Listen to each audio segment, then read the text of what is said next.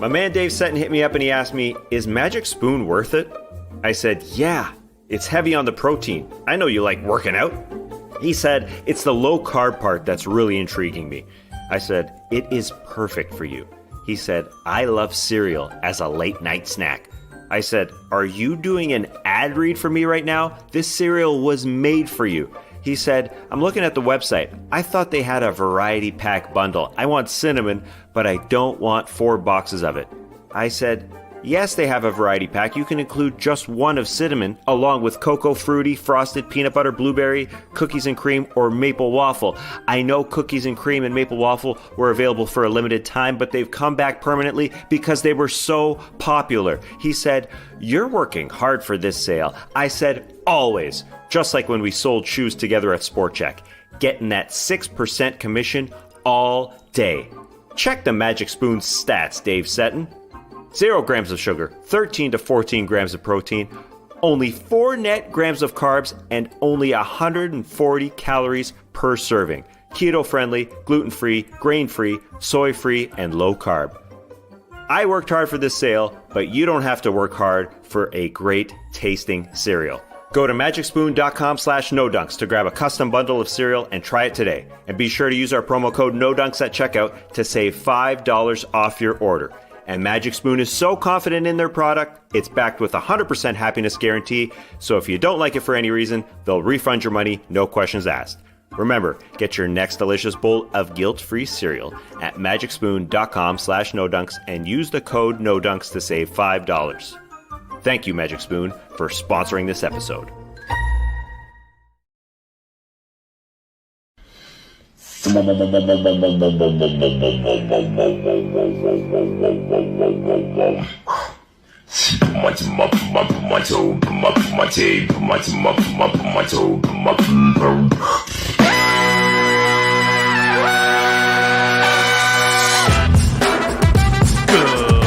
morning, sweet world, and welcome to the No Dunks podcast on the Athletic Network. It's Friday, November 5th, and this is The Drop.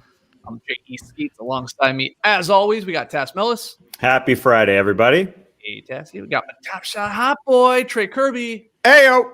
Hey-yo. The international man of mystery, taking it to the max, Leigh Ellis. Friends. And last, certainly not least, making the magic happen, climbing a mountain today, it's super producer JD. Hello. There he is. Here we are. You all right over there? You're all bundled up. What's going on? You lose your heat? Yeah, heat went off. So I moved it outside anyways, and so here I am. Awesome. Frozen. There's a tauntaun behind me. Cool. I didn't see that. The mic was Hop in. Stay safe out there. Shout out to the stream team for joining us live here on a Friday morning. If you haven't already, subscribe to us on YouTube. Like the video right now. Take a second. Boom. Hit it. Done. Comment. And, of course, share the show. We hit 44,000 subs at some point last night. So we're going to hit 50K by next Halloween. We'll get there. We'll get there. Go grab your No Dunks merch if you haven't already. Go to nodunks.com. We got T-shirts and hoodies and shorts and mugs. Lots of good stuff over at nodunks.com. Email in your NBA and your non-NBA questions to nodunks@theathletic.com. And if you're a Survivor fan, you got to make sure you check out last night's nearly 2-hour-long No Buffs podcast where we recapped episode 7 of Survivor 41. There was a lot to talk about. So that was JD, Trey, Jason Concepcion, and myself having a blast. If you like feet, if you're a foot freak, make sure you check out last night's No Buffs, especially on YouTube. We had a lot of giggles in that one. Okay. But this is the drop. We actually have 5-Star Friday today, seeing as it's the first Friday of the month. So Trey will take us through some of your fantastic ratings and reviews that some of you were kind enough to leave. We will get into this Suns story that ESPN dropped yesterday. We knew it was coming for a couple of weeks. We'll get into that. We've got Tweet of the Night. We've got Pick'em results. We got Rapid Fire Fun. But, guys, something a little different here today. I was Temper Boy yesterday, but I'm Positive Pete today. I thought it would be fun if we went through every team, all 30 teams, and said at least one nice thing about them. because we've seen enough of them, enough games for most of these teams so far. We get an idea of where they are, maybe what their game plan is moving forward this season, or even sort of a longer term plan. So we divvied it up. We're going to try and move with some pace here. Cass, you're going to get us started. They're not really in any order. It sort of goes by division a little bit, but you have the Philadelphia 76ers, Cass. What's one nice thing you'd like to say about them? Yeah, at first I thought the word nice doesn't really fit with what the Philadelphia 76ers are right now. Nice is not the word I'd think of when thinking about the Sixers and what's going on with Ben Simmons. But then I thought, you know what? What's nice about them is that they made basketball a year-round sport for the first time in history. Usually we have a month off, but in the offseason, as I've said on the Athletic Slack, basically every day of the offseason there was a Ben Simmons trade update, another Ben Simmons trade update. So it's nice of them to fulfill Adam Silver's dream. He's always wanted basketball to be a 12-month sport.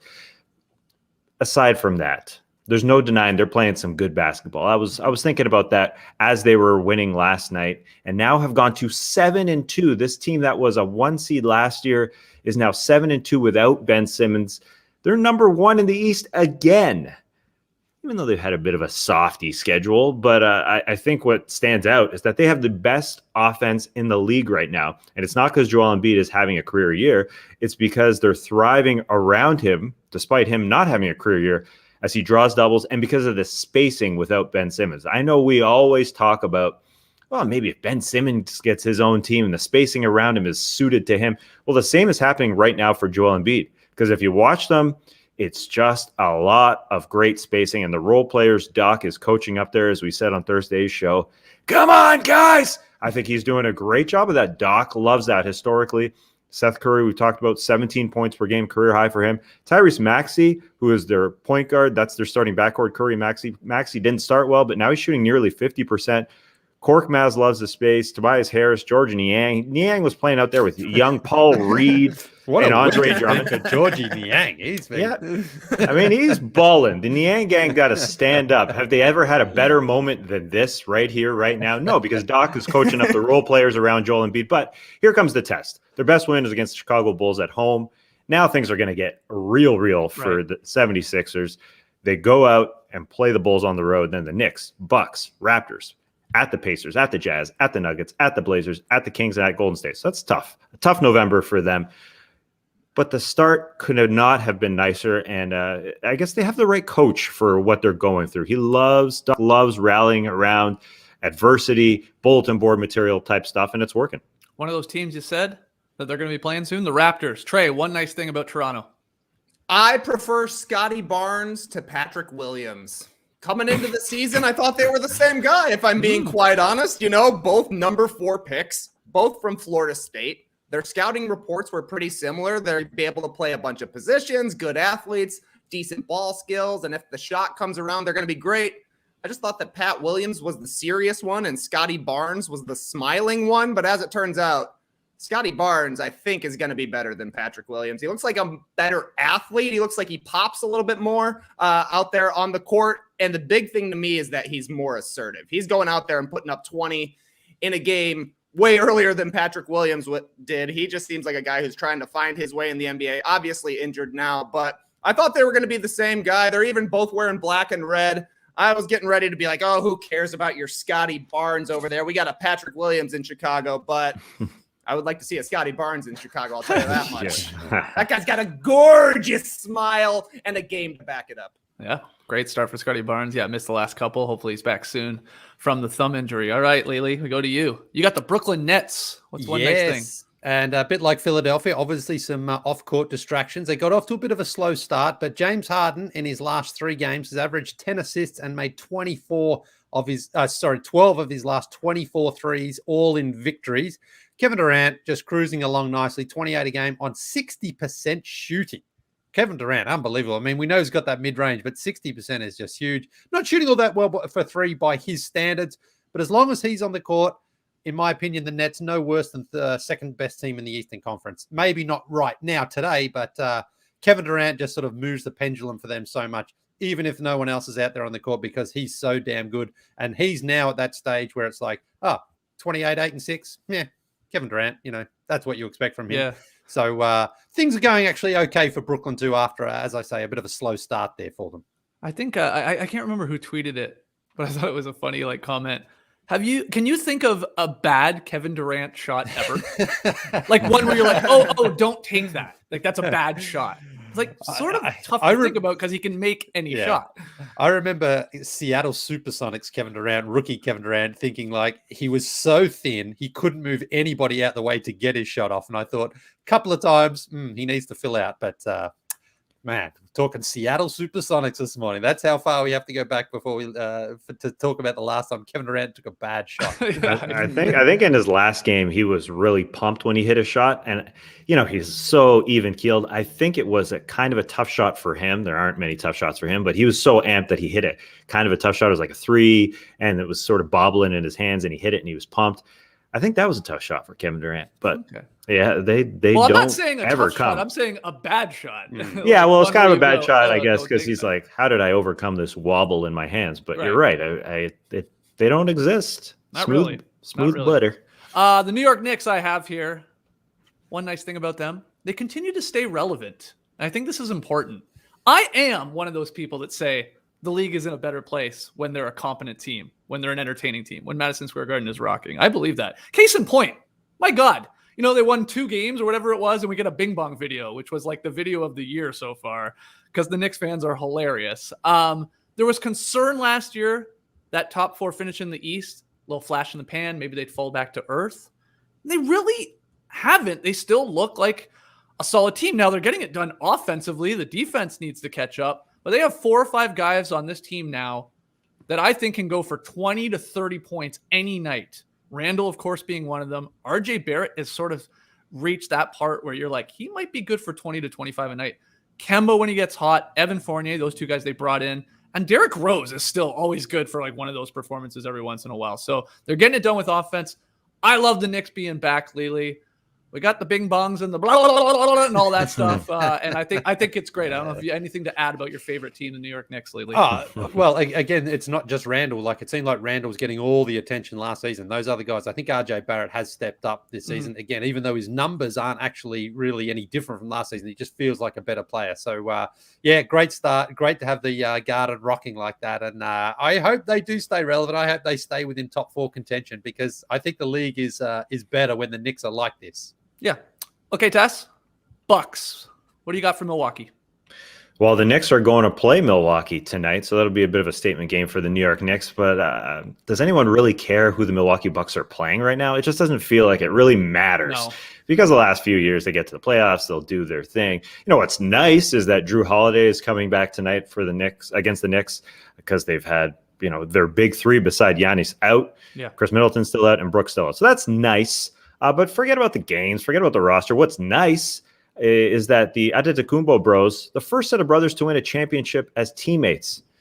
Nobody really talks about that. Super nice.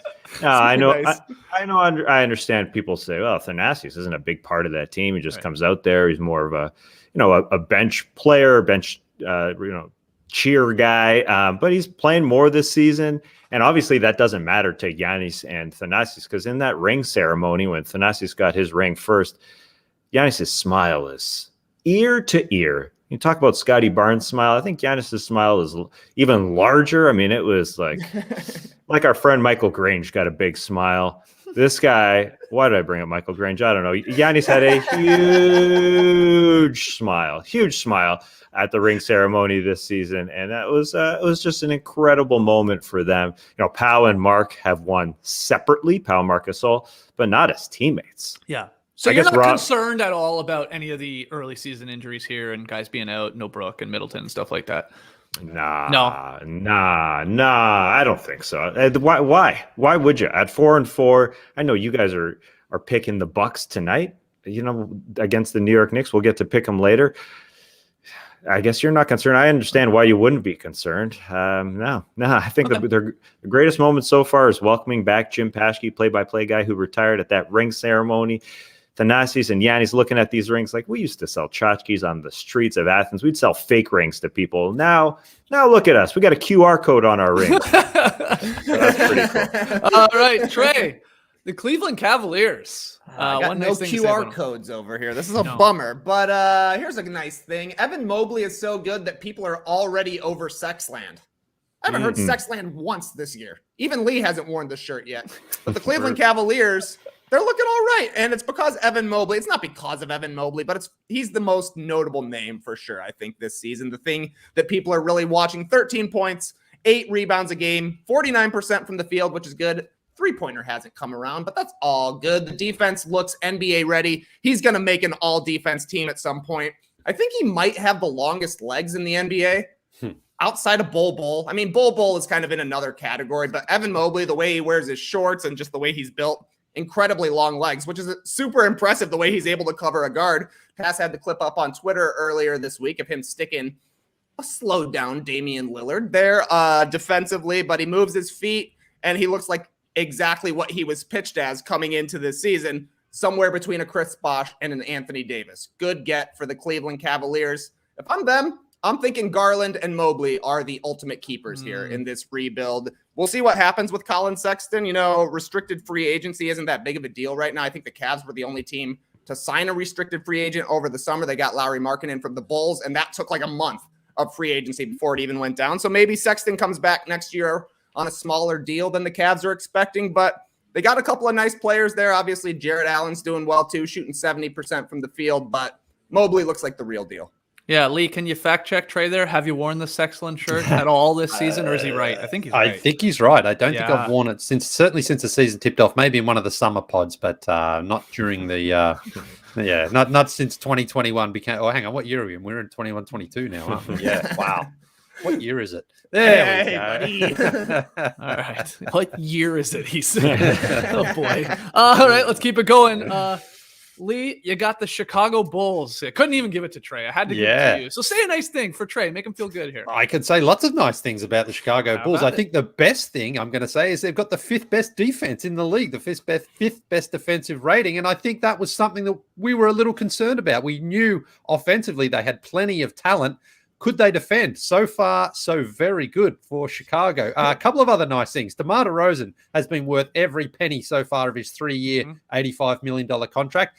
The other off-season signings, Caruso, Lonzo Ball, I think they've also been winners for Karnisovas so far. And also, I think Zach LaVine has really put his ego to the side.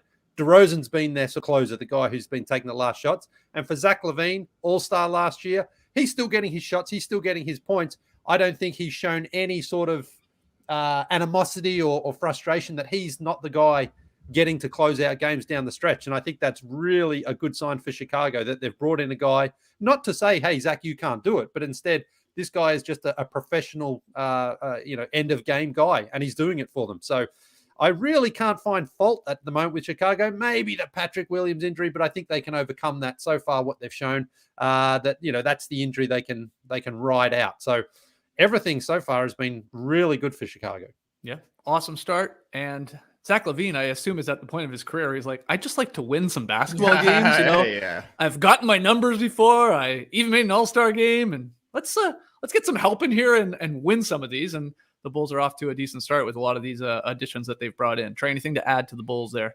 I just can't wait for Vooch to get going. He is the scapegoat right now. In that game against the Philadelphia 76ers, he was tasked with guarding Joel Embiid. As we know, Vooch isn't a lockdown defender. He was competing. He was doing his part, and he scored 4 points offensively. He seems to be a little bit lost here. That's the guy to me who has seen his shots disappear. You know, he came to the Bulls last season, and then Zach LaVine went out of the lineup basically right away. They never had a chance to really build that chemistry. So now he's got to figure out how to play off of LaVine. Then they brought in DeRozan. He's got to figure out how to play off both of those guys, not to mention Lonzo Ball's around handling the ball more. So Vooch is trying to find his way, and hasn't been a great start. 39% from the field for a 7-footer. Yeah. Hate to see that. I kind of have a little concern that Billy Donovan doesn't necessarily know how to use a big guy who can shoot, because the same thing happened to Lauri Markkanen, where he just ended up standing by the 3-point line.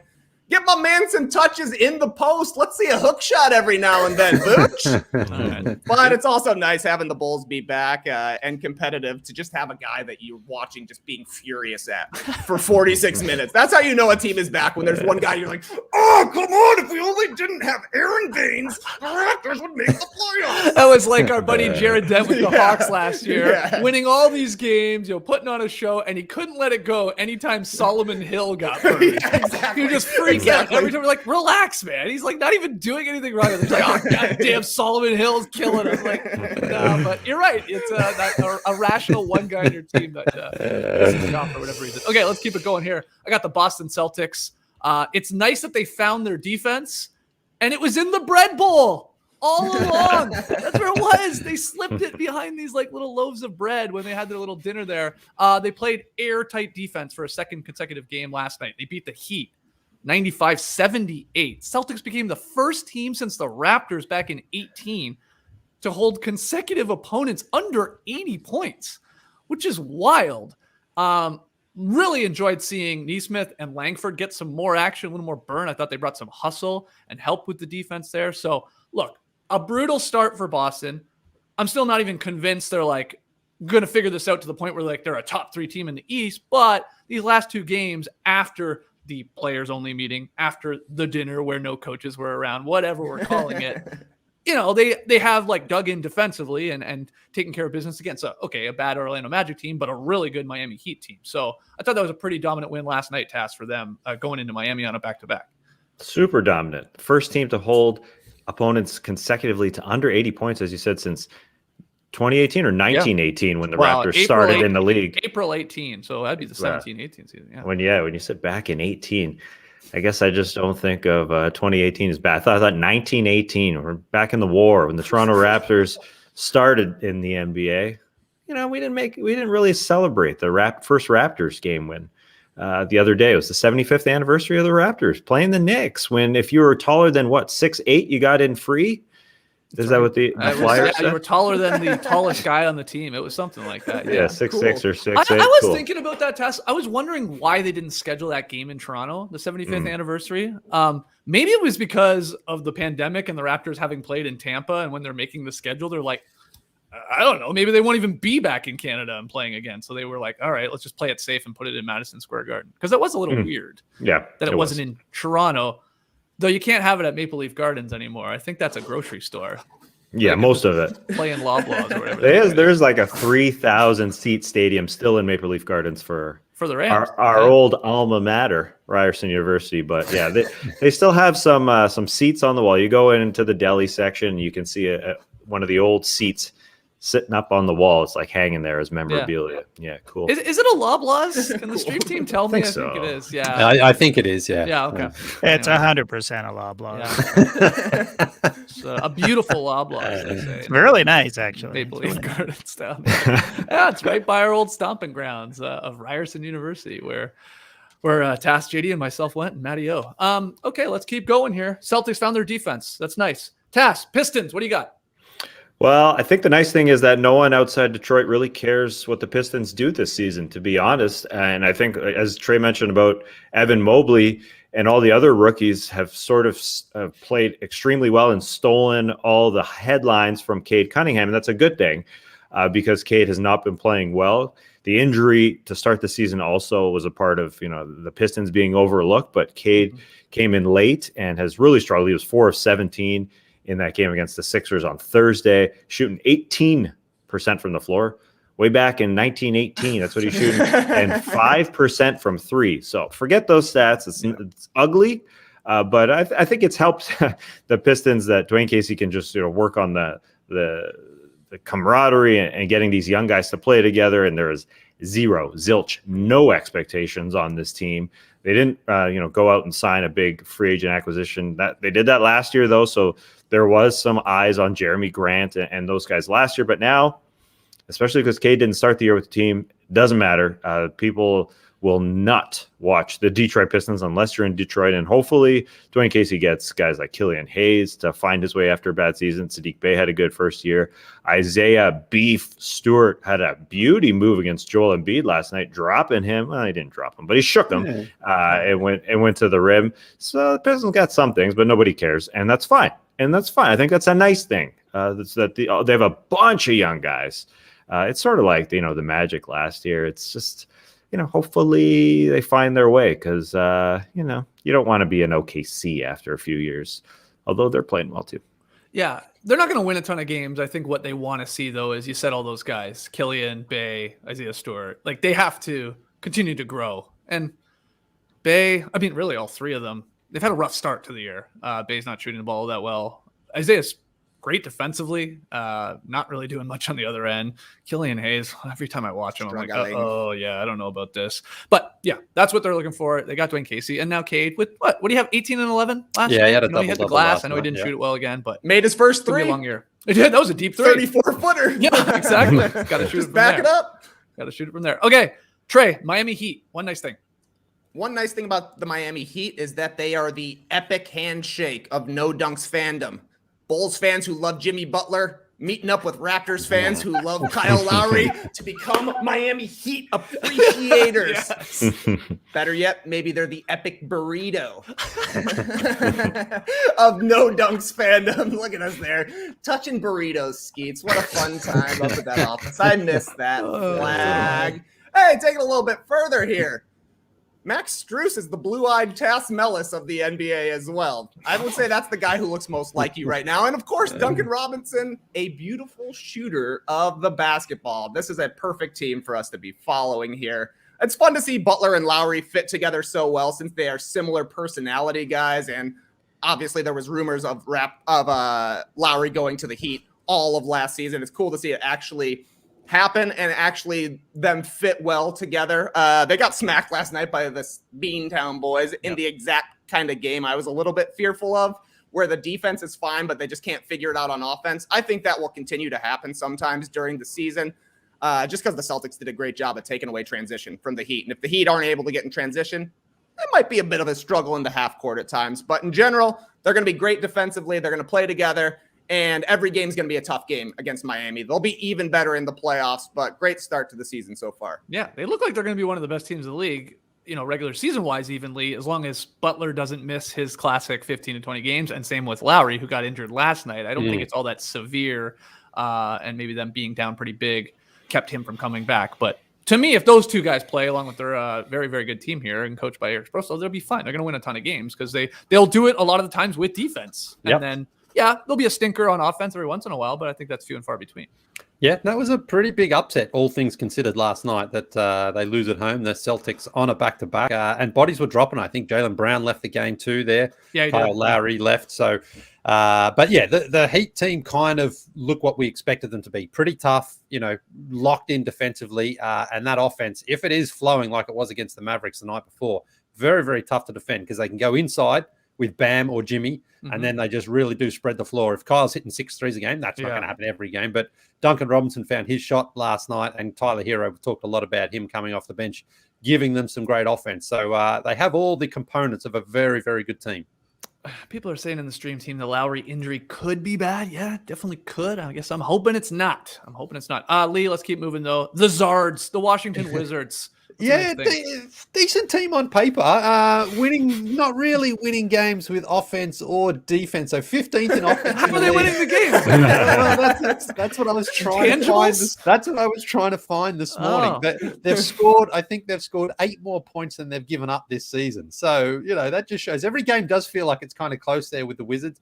Not a terrible team. They're certainly the worst in the East, but their ceiling is probably first round, I still think. I don't really see them getting any further than that. But a pretty good offseason for Tommy Shepard, considering they turned Westbrook into, Kuzma, KCP, Montrez, and Dinwiddie also has been good for them.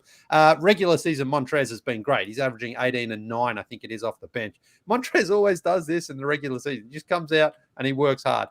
But it's the Wizards. So, again, good, steady veterans. And Bradley Beal is, of course, their star player. He started off the season a little bit slow by his standards. really tough to make a case for them being top 4 in the Eastern Conference, though. And, that's why I just think it doesn't really matter who they play. No, sorry. I'm trying. Gustavo Gus. saying, I'm trying, damn, Leigh, man. this is supposed to I be know. nice. You're just like, Hey, listen, I'll say this. It's better than I thought coming into the season. I looked and I just thought, it's just another wasted season from the Wizards. But, not the worst team in the East. That's positive. that was a tough assignment there for Leigh Ellis, the Washington Wizards. It's like when somebody asked you about Jock Landale, who's coming over from Australia. You said, yeah, he's got a little bit of offense. He's got a little bit of defense. Yeah. It's sometimes hard. I mean, like I say, it's what did I have here? 15th in offense and 13 in defense. They're average. Yep. That's about where they are, Okay. Yeah. Charlotte Hornets. They have the most improved player.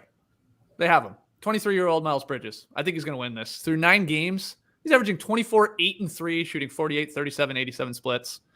And what's crazy, like everybody knew he had a good year last year. We've talked about it in terms of shooting the 3-point shot and even scoring a little bit. And at the end of the year, he really turned it on. But this guy, I think it's awesome. Like he comes in the 18 draft. He's a super impressive athlete. Like everybody's like, whoa, this guy's like in a league full of athletes. This guy's like sort of next level. The potential's there, but you're like, we see guys like this all the time. And will he put in the work to get better at shooting and ball handling and his ability to create for others? Because if he does that, then he becomes like a really dangerous player. And again, still 23, and he has just become a scoring threat, sort of from all over the floor.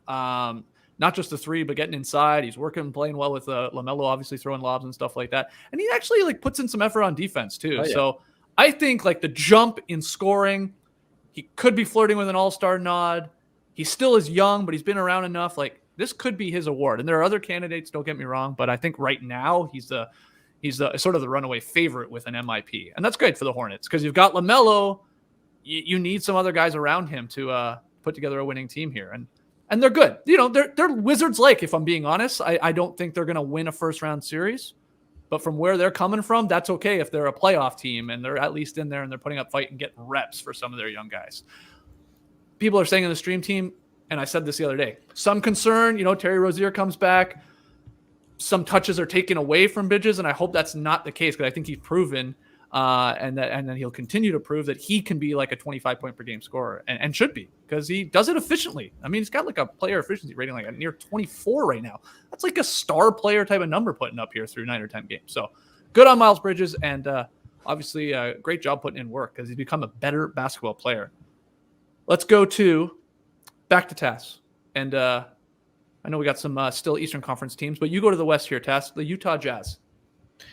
Utah Jazz. I do believe the Denver Nuggets are my squad. Am I wrong? Excellent. Go Denver Nuggets. Yeah, okay, let's do that. You said Miles Bridges has become a better basketball player.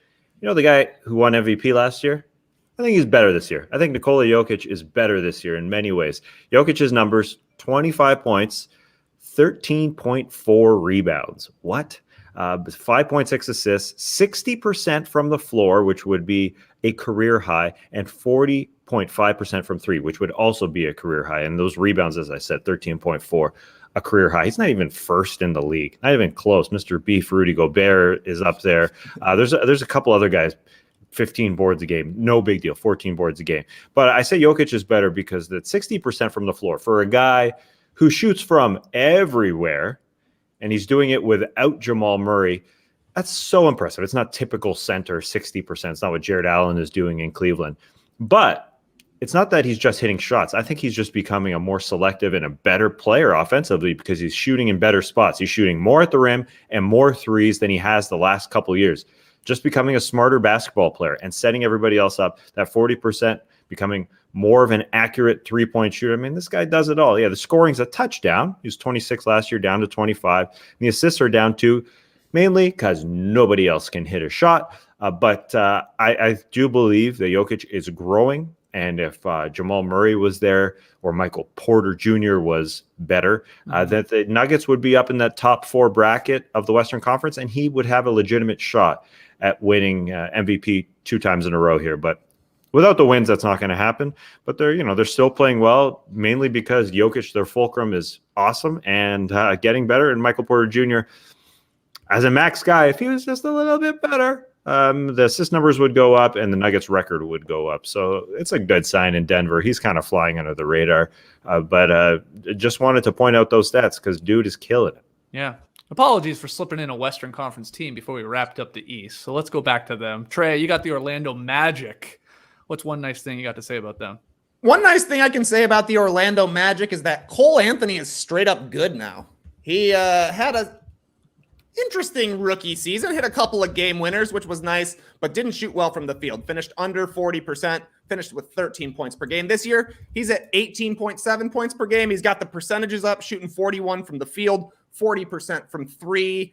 And, coming into the season, Jalen Suggs was their draft pick, and it felt like maybe the Magic are just going to turn things over completely to Jalen Suggs and let him run the show and try and build up him. But I think that Anthony has clearly improved coming into year two here. Field goals, 3-point percentage, all up. Scoring assists, rebounds, up. Turnover percentage, down. This part of the Magic rebuild is really all about finding out who the keepers are going to be. Mm-hmm. And at the very least, Cole Anthony is a keeper. Maybe he won't be a starting point guard or shooting combo guard for the entirety of his career, but he could be an awesome sixth man for the Magic at some point in his career. And in these early stages of the rebuild, it's nice to have a guy who'll take a bunch of shots and make a fair percentage of them. I've been impressed with Cole Anthony so far. Yeah, I would add to that too. When you see like rookie rankings, I think they'd be very happy with Franz Wagner making that list in contributing. Like I'm seeing him on, top 5 rookie rankings through 10 games. And that's great if they got another sort of player there. Leigh. What do you think, Tass? You think Franz and Mo will be the second set of brothers to win an NBA championship together? Give it some time, couple years. Yeah, nah. Maybe a co-brother like Beans sponsorship, Franz Beans. I know it's Frank's Beans, but I think they could stretch it. I love Franz. I love his beans. Beans or the player? Okay. Both. Okay. Leigh, Atlanta Hawks. Yeah, wow. I feel like I got high off my own supply with the Hawks here because, look, 2 weeks ago to the day. That's why we slipped the Nuggets in. Yeah. 2 Yeah. weeks ago to the day on this show, I was saying how confirmation bias was true. The Hawks had a very good win. They were deep. They blew out the Mavericks and things were looking great. And to be honest, that was almost the high point of their season so far. They're 4-5 right now, no real injuries and even a moderate schedule. And now they head out on a monster 4-game road trip, Phoenix, Golden State, Utah, Denver. And then they come home and they got to play the Bucks in their first game back from a long road trip. So it's actually hasn't been a good season, really, in Atlanta. Bad loss last night at home against the Leigh, what's Utah one nice Jazz. thing about the Atlanta Hawks? I'm trying to find it. I'm trying to dig, but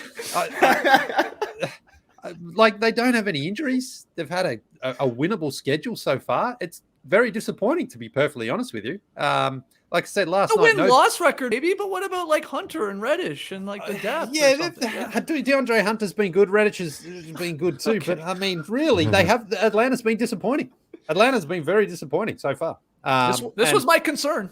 People were very high on the Atlanta Hawks. Yeah, I was one of those guys. Mm-hmm. And again, I thought they would bring back their star player, the coach, the confidence, the momentum, if you believe in that sort of rubbish from a playoff run months ago. But they just haven't yet had a really convincing performance other than the first night against the team that I think is punching above its weight in the Mavericks. And so I'm a little concerned about this team right now, to be honest. And again, I mentioned their schedule, 4 tough road games here.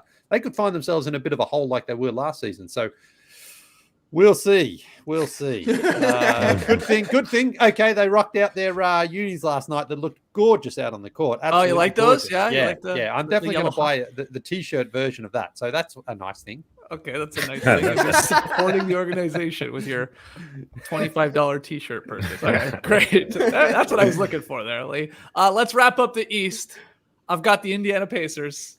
I had to. I just had to give it to myself after freaking out yesterday. It wasn't about the Pacers, by the way. I know the clip makes it look like I really just didn't want to talk about the Pacers. It was more like me saying, we're not going to get to every game last night. It's just not going to be the way it is. And then suddenly everybody wants their team talked about. But the Pacers, they have a great sense of humor. I thought their fans took it really well. So shout out to all you Pacers fans out there. And you drafted Chris Duarte. And he has been incredible as a scorer for the Pacers to start the season, especially with all the injuries. And he was just like thrown in there. And man, he delivered. He's shooting 43%, Leigh, from 3 on 6 attempts per game. Mm-hmm. Absurdly efficient, especially if you're a rook. I do want to know, Tass, I want to ask you, are we claiming Duarte as a good old Canadian boy? Like, I'm torn on this. He's born in Montreal, but he grows up in the Dominican Republic. Like, what are we doing here? I don't feel right about claiming him. Okay. I gotta be honest. Doesn't he play for the Dominican national team too? He definitely doesn't play for the Canadian team. No, I think that's the thing. Yeah, but you know, he's dual citizenship, I guess. I think our friend Eric Corrine at The Athletic called him a 0.5er. So when he's out there, you give him half credit. Well, because it was like the pace, obviously it was a Pacers. I think it was a Raptors game where they were pointing out like how many Canadians were out on the floor at once. Because the Pacers have a couple, and then they were including these tweets of Chris Duarte, and I'm like, can't do it. Can't do it. Is Kyrie Irving Australian? No, because he plays for America. But Canada's already got a Dort, so you can't have a Dort A. You need a Dort B. It took me a second, but it's not bad for you right now. But he's been great. Duarte in the 13th spot too.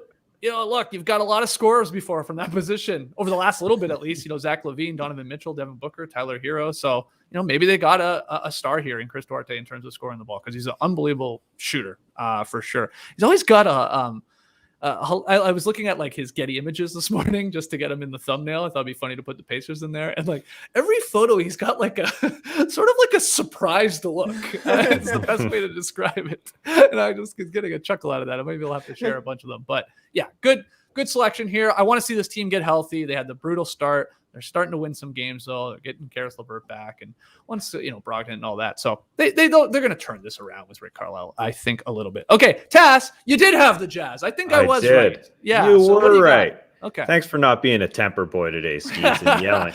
You're right. No, I only have Leigh not following the rules here today. Just shitting on teams left and right. Yeah. What's new, man? He's been doing that since 1918, since he was born. Leigh's got high in his own supply with the Hawks. He had some. We had some early nuggets, so he got high. You want some jazz? You want to listen to some jazz while you're high, man? Why not? Yeah. Let's dabble. I would want to. Sure. I think it's all right to listen to jazz when you're high. You get caught in one guy's solo or one part of it. But I also could get anxious, I think, listening to it. What are we doing here? What are we running here? But you got the Jazz, Tass. Yeah. Right? All right. Well, the Jazz have a good flow. Unlike jazz music at times, the Utah Jazz are, I think, the best version of themselves right now. And they can be ultra confident. They can be like the Milwaukee Bucks of last year. They know they're going to finish very close to the top of the Western Conference standings. And they could try some things defensively, change it up, play maybe Rudy Gay at the backup five, do some different things like the Bucks did last year, because I do think they're sort of stepping in and being the best version of themselves. I think they're confident playing Mike Conley only on one half of back-to-backs because they know they need him in the postseason. And I think they should be confident because teams like the Lakers and the Suns and the Clippers and the Mavs, even though they're 5-3, have all started, worse than we expected, along with the Nuggets. So the fact that they're up there at the top, doing their thing again at 7-1, the best team again in the Western Conference, I think it's just another year of growth, really. There's no pressure, just like the Bucks of last year. So there are a lot of teams. Julius Randle has said, I think we could be the Bucks. Damian Lillard has said, I think we can be the Bucks. And the Jazz as well should be looking at the Milwaukee Bucks and thinking, just one run, baby, and let's work as a team. And I think one other thing is that Donovan Mitchell is also probably looking at Giannis, even though he hasn't put it on record, and said, you know what, Giannis was incredible, but he believes in his team. So Donovan Mitchell's got to do that a little bit more. And hopefully he says, I think we can be the Milwaukee Bucks. That's the goal for everybody in the Jazz. God, does it feel like anyone else can win the 1 seed in the West? Doesn't feel like it. No, but it also doesn't matter with them at this point. It's just like the pressure comes come playoff time, and can they get over those demons and win a bunch of series? But yeah, they look great. Clarkson, caught fire at the Fortress last night. It was a close game. It was like a 1-point game, and then they blew him out of the water. They couldn't miss a shot down the stretch. So, he'd missed 22 threes in a row, I think. Over the last few couple games. And then he could not miss. But that's what you get with him, those hot and cold streaks. Okay, Trey, Minnesota Timberwolves. Nice thing about the Minnesota Timberwolves is that only 3 people know Karl Anthony Towns' Twitter password. So clearly he was hacked when his account liked that tweet that said #FreeCat.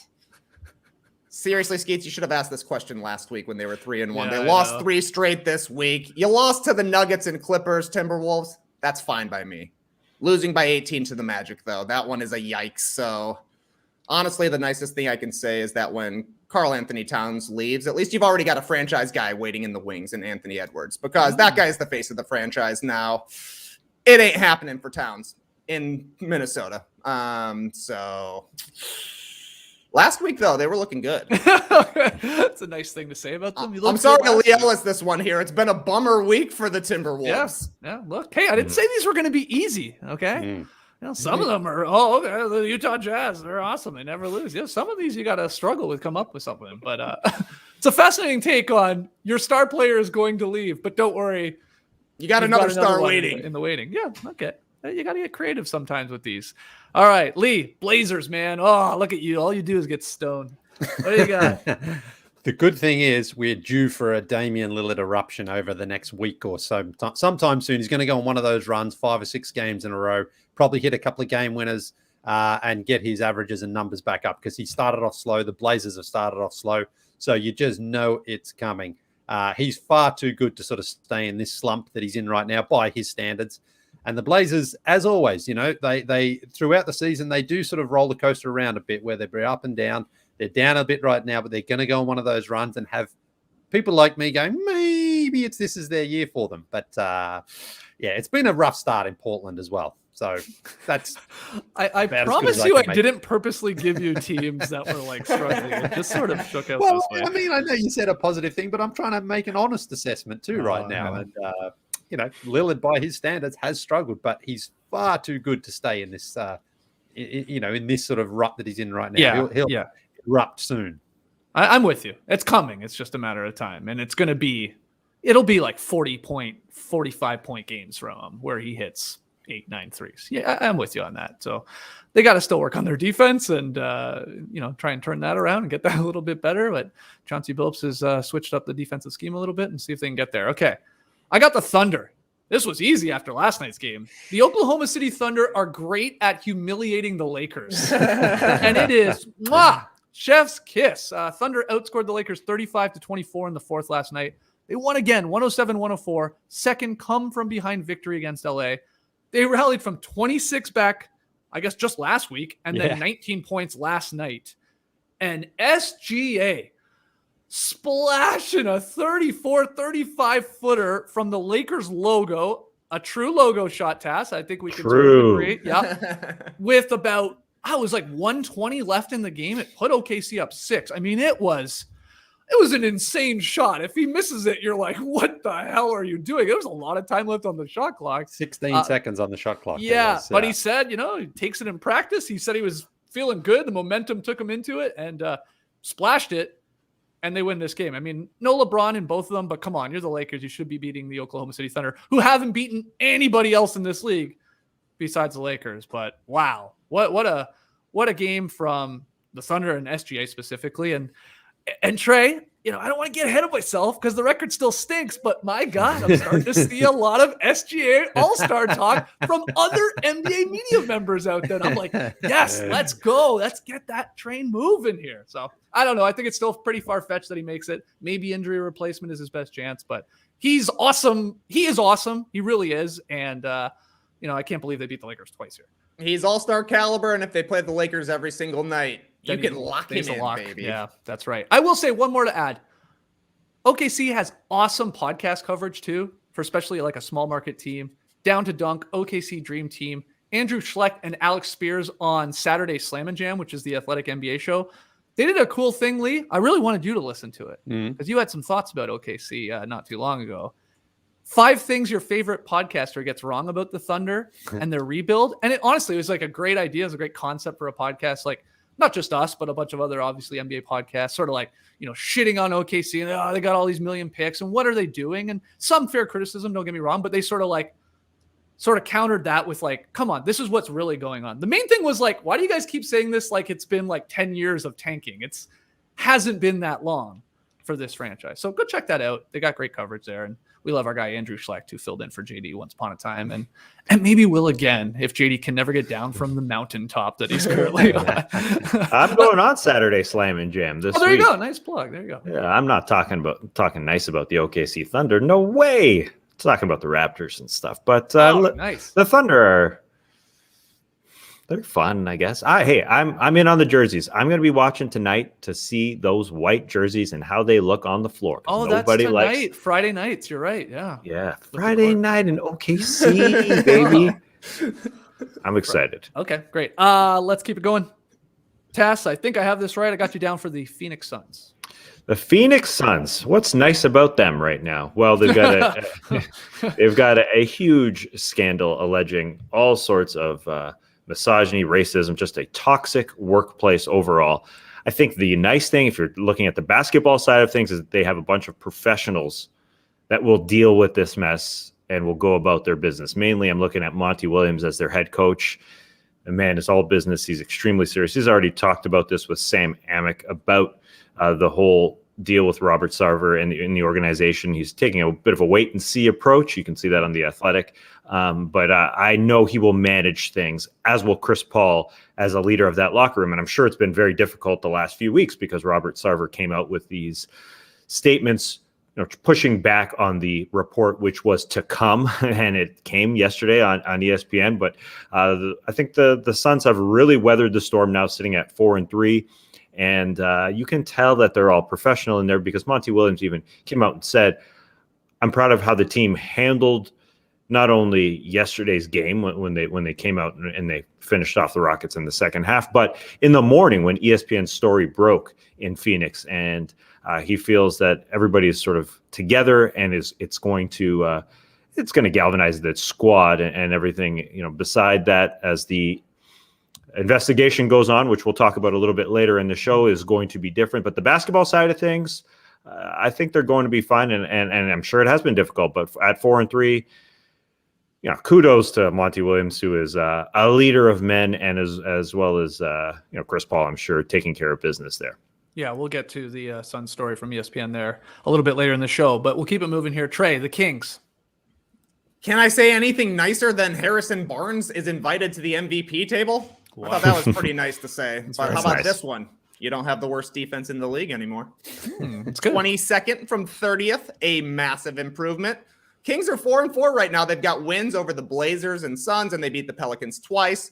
All of their losses are against playoff teams. So you beat the teams that are worse than you. You win some against the better teams. You're in the mix for the play-in. You just can't have that massive bad stretch that tends to happen to the Kings before they start clawing back at the end of the season to make things interesting. So I don't know. Some teams got to finish 10th in the Western Conference. Maybe it's the Kings. De'Aaron Fox theoretically will come around at some point. Maybe they're able to balance the roster a little more if somebody's interested in a Buddy Hield, or if things go poorly, you could ship Hield out. You could ship Harrison Barnes somewhere and, try and bring in some other players who need a little bit of a rehab or something like that. So I don't know. The Kings have had a solid start to the season, which is good. It's tough to buy into the Kings having a solid start, but you would rather them start 4-4 than 0-8 and be out of it right away. That's true. Leigh, you've got the Los Angeles Lakers, man. I'm sorry after that loss last night. Well, here's a great thing for them. Do you remember when Carmelo Anthony joined the Thunder and someone asked him about coming off the bench and he kind of laughed and said, "Who, me?" Yeah. Well, Carmelo Anthony right now could potentially take home the 6th Man of the Year award, 17 points a game off the bench on over 50% from downtown. And if he was to win it, he would become the oldest player ever to win the 6th Man of the Year. Jamal Crawford currently holds that record. He was 35 in 2016. Melo's 37 right now. In fact, Melo will be 38. His birthday is May 29. He'll be 38 by the time the award is given out if he was to win it. So Carmelo Anthony playing fantastic basketball off the bench, just shooting threes. That's all he has to do, and he's doing it very, very nicely right now. 7 of the Lakers' 9 games so far have been at Staples, and they've got 5 of their next 6 here at Staples. So they've got a very heavy home schedule. They're 5-4 right now. So the Lakers are winning games, and Melo might be winning an award. Great for the Lakers. Great. Cool. Found money right there. I got the Warriors, the Golden State Warriors. Good thing about them, they've developed a defensive identity, and this is all even before Clay's come back. They're 6-1. Golden State is. They allow 97.8 points per 100 possessions. That's the best defensive efficiency in the NBA. Now, they were good last year. They're even better right now this year, which makes sense. Draymond Green, still elite. They've got the system in place.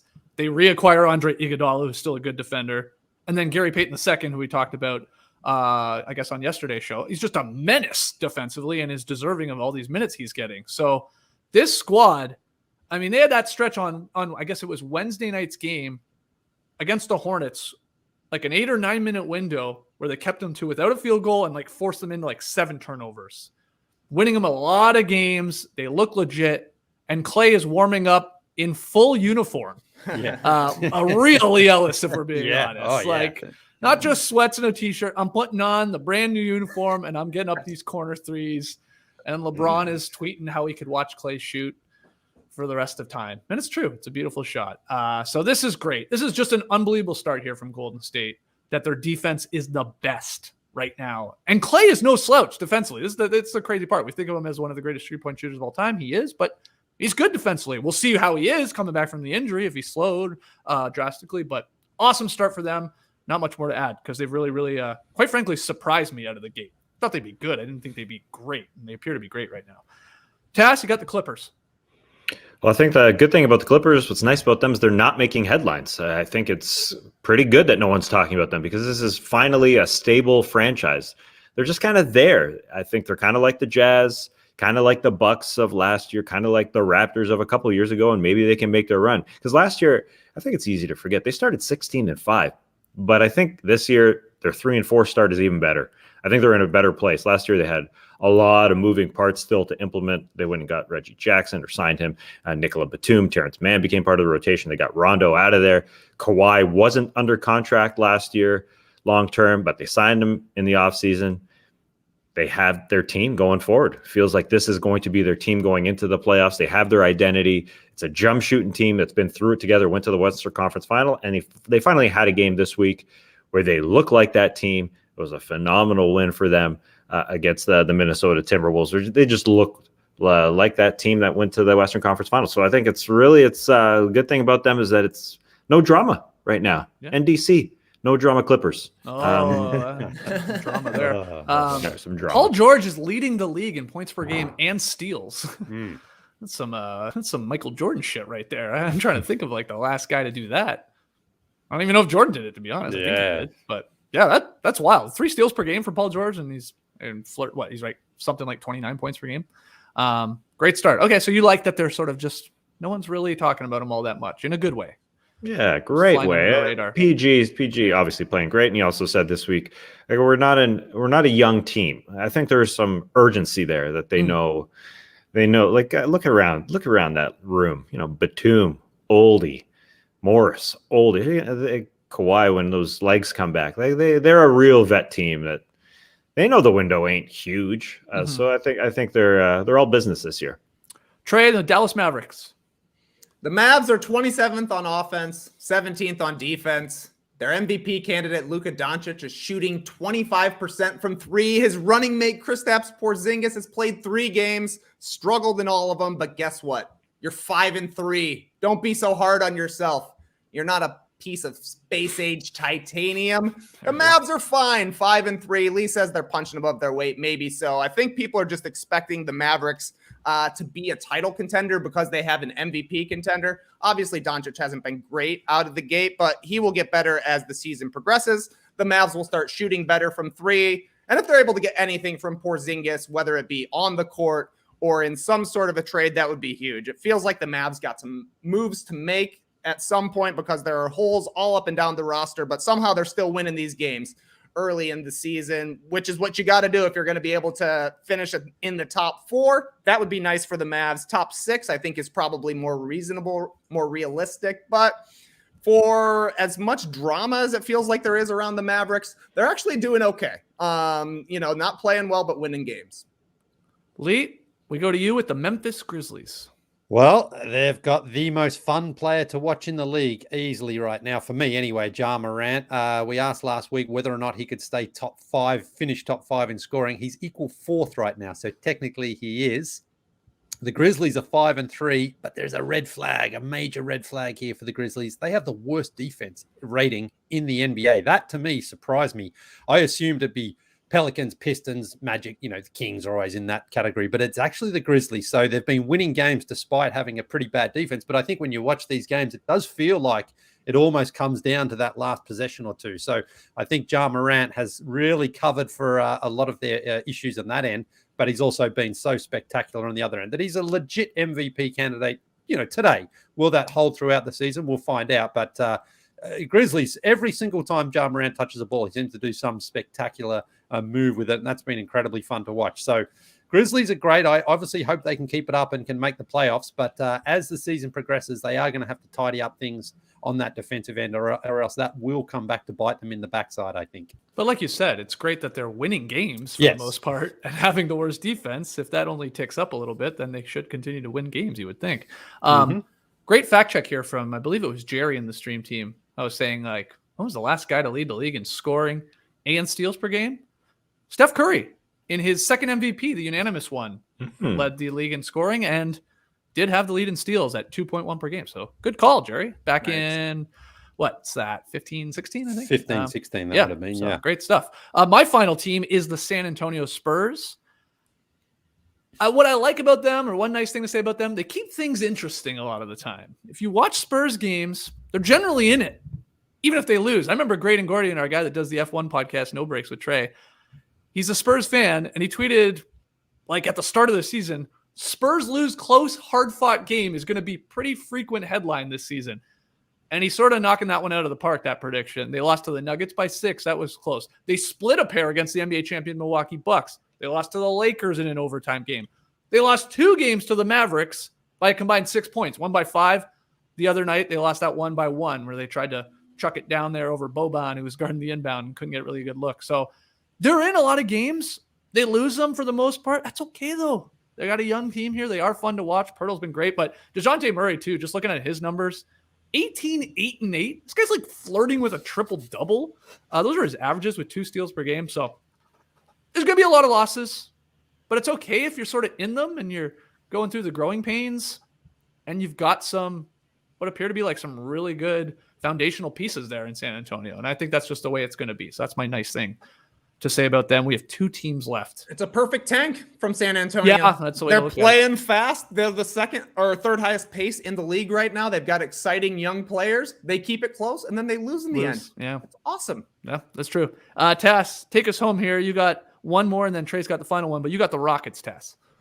Something nice to say about the Houston Rockets. I would say that Eric Gordon, you remember him? Yeah. It's hard to remember Eric Gordon deep on a roster that is trying to play a lot of young guys. I think Eric Gordon is extremely tradable because he is leading the league in 3-point percentage. Shocking that he's coming off the bench. He's shooting a good amount, decent amount, but he's shooting 55% from 3.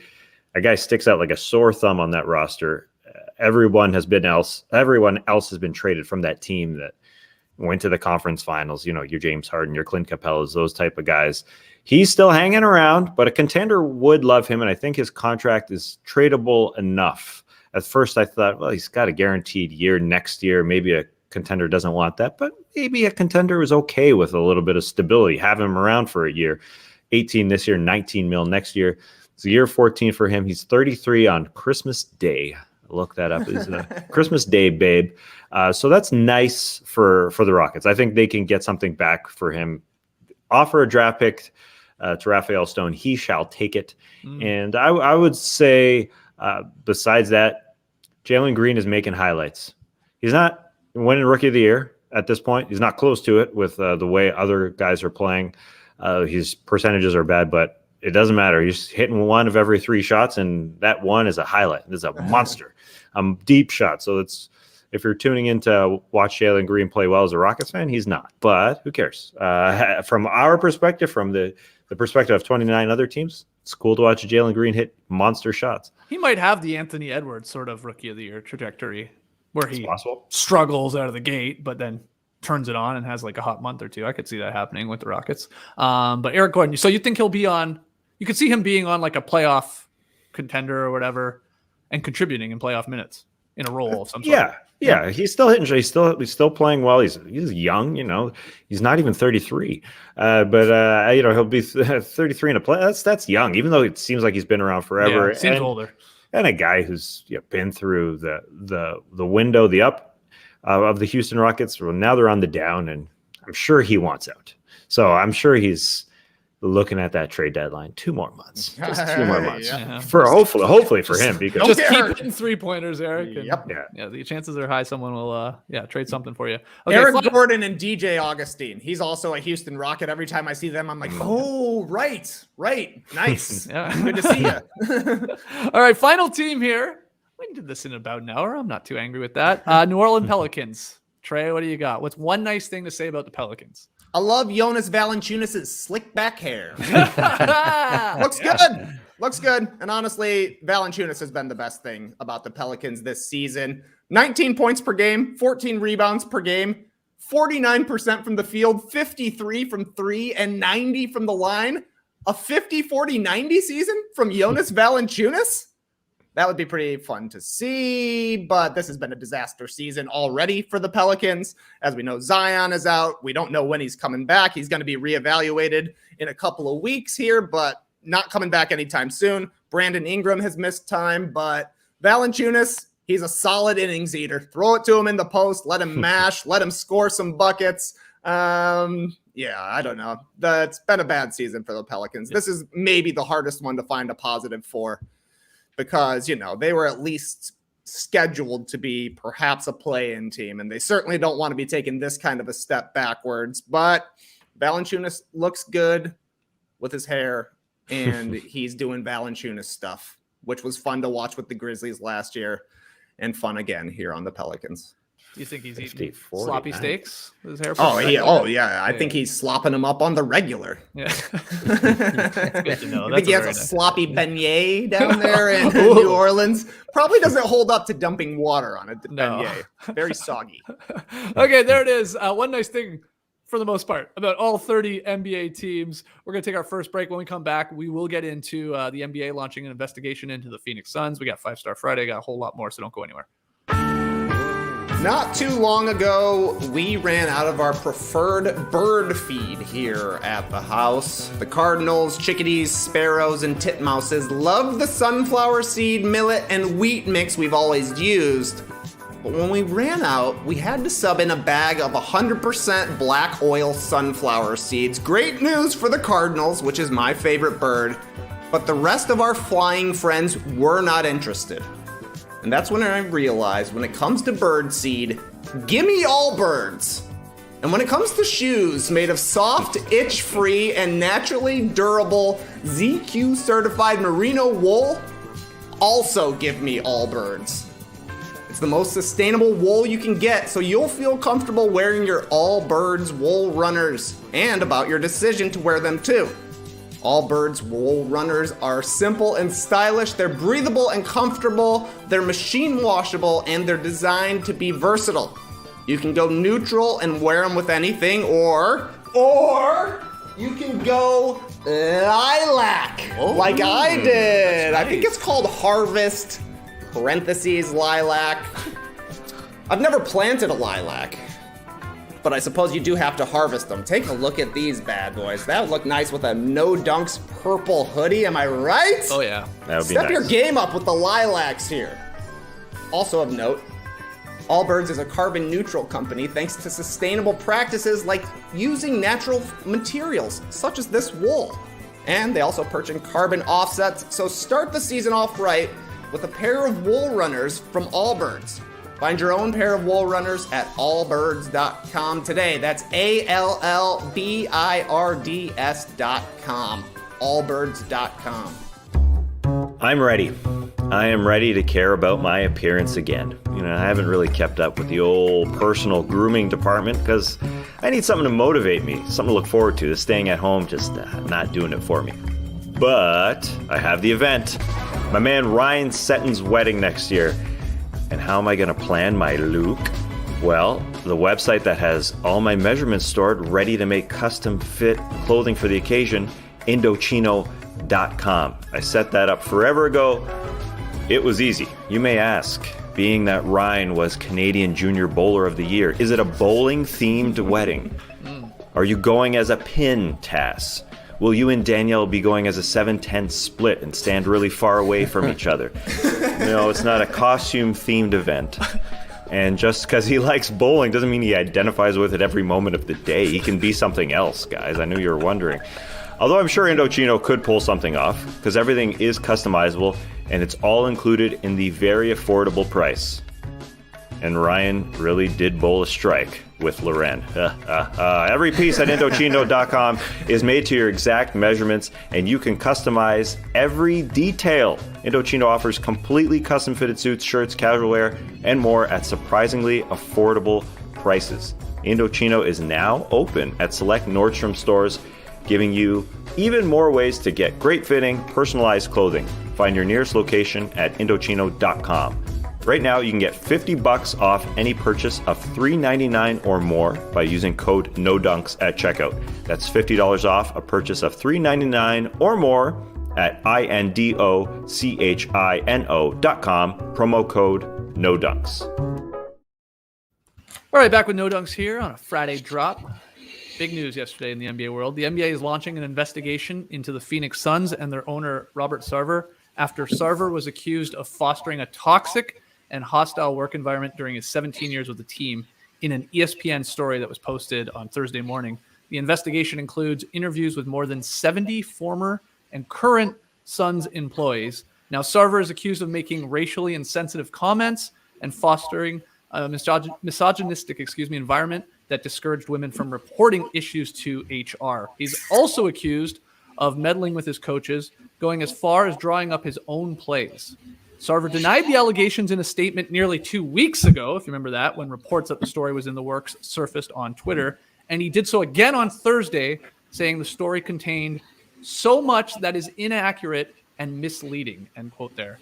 So, Tass, what was your reaction to this news breaking there on Thursday morning, actually seeing what we knew was coming, but in all the detail? Yeah, and from reportedly 70 people who either used to work for the team or currently work for the team, my initial thought was this is a horrible place to work. And I think there's plenty of proof of that. Sarver bought the team in 2004, according to the report. Within the first decade, few of the other members of the ownership group were looking to get him out. But when they looked into it, he would have to have committed something criminal or similarly egregious. So that would have been difficult at that point. And, you know, in contrast to that, NBA spokesperson Mike Bass said the league has not received a complaint of misconduct at the Suns organization through any of our processes, including our confidential workplace misconduct hotline or other correspondence. And I think there's a reason for that, because people feared reporting their problems. A bunch of HR people who it's in their nature to take care of their employees were interviewed for this from the Phoenix Suns, you know, current and past, and multiple HR reps said, if you got a problem, don't go to HR because they're going to come after you. They will fire you. So there's a predatory behavior there, right? If you threaten me, you'll be canned. And so the HR people said, you know, I would hope that they would sue after they were wrongfully fired because I knew they would get money. So whenever we would see the claims come in, this HR person said, I'd be like, well, at least that person's going to get some money. That's how they would deal with things. But now all of these people have come together, and Baxter Holmes' reporting is extremely thorough here. And it's like when Donald Cerny was banned from the league as owner of the Clippers because there are racial accusations, but it's unlike that because there isn't audio proof as there was back in 2014. But there are a lot of people coming forward who have gathered here, and it just seems like, yes, Robert Sarver obviously has his position to reply and rebut everything that's been said here.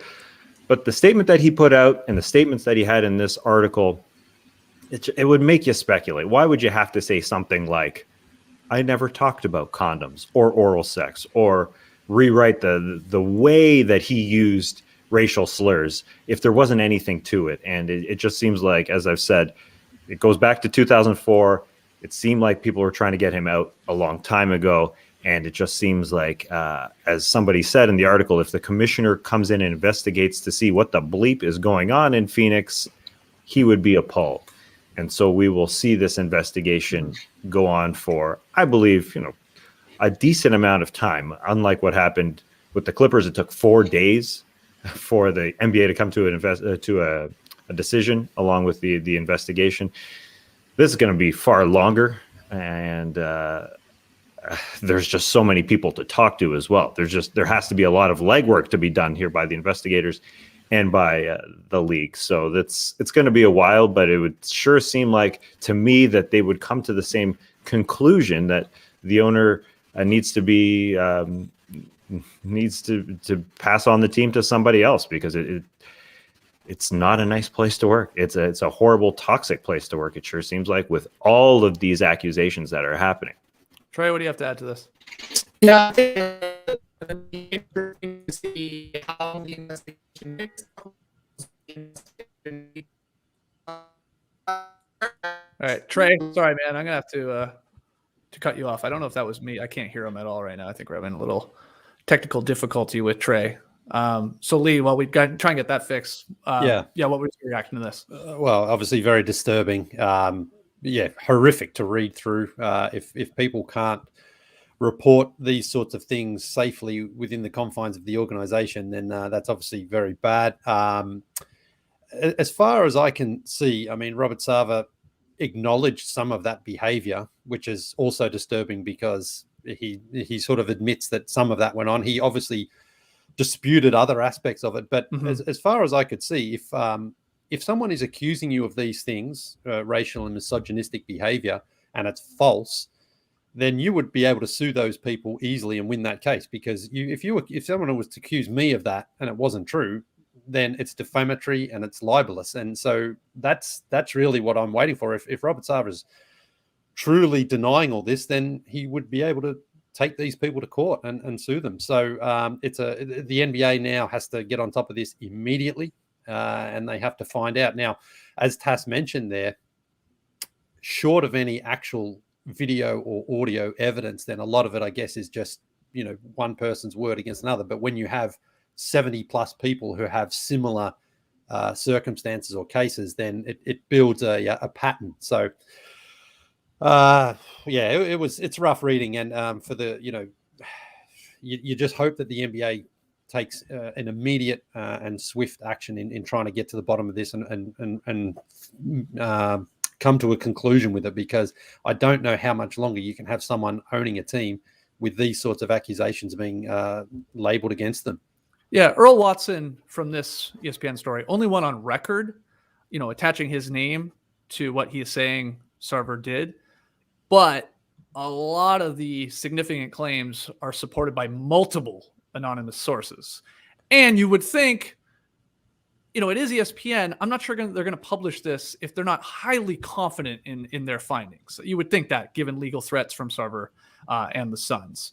So we will see. I thought Ziller had a really important part in his newsletter this morning about this, that the NBA needs to appoint someone immediately to perform direct oversight of the franchise's operations to protect employees from any further damage and potential retribution. Because you said it, Tass, like multiple staffers said they wouldn't go to HR with complaints because they feared what would happen, repercussions, retaliation, just being canned.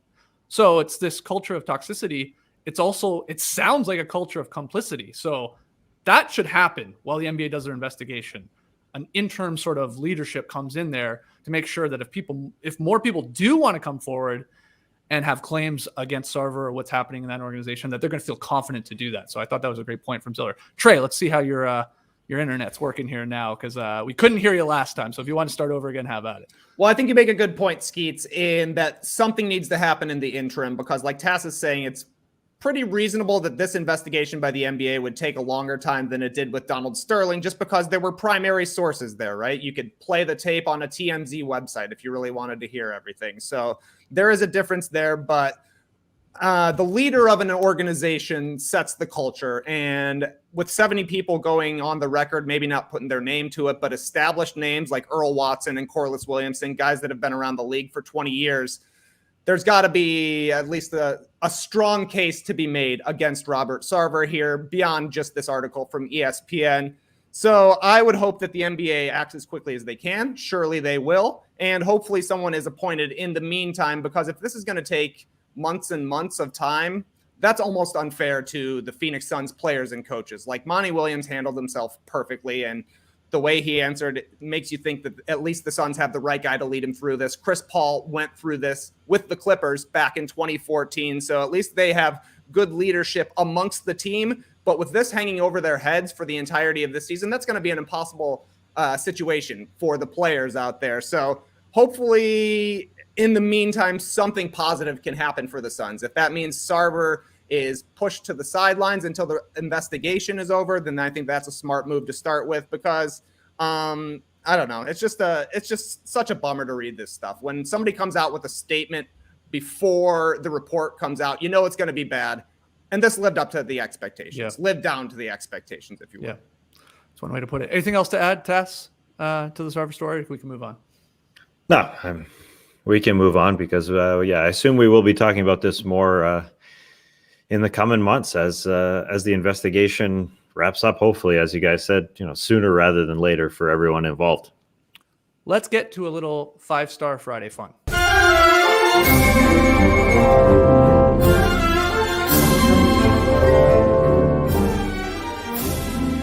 Trey, your internet's back.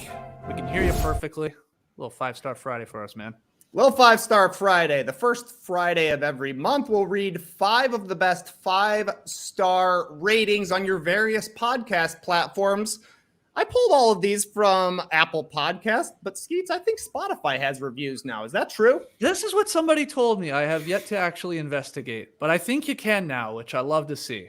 I'll investigate in December. I want to give people a month to really build up a nice archive of 5 stars over there. But our first 5-star Friday review comes from Jay Holiday 23, one of the best 5 stars, one of the best podcasts on NBA basketball.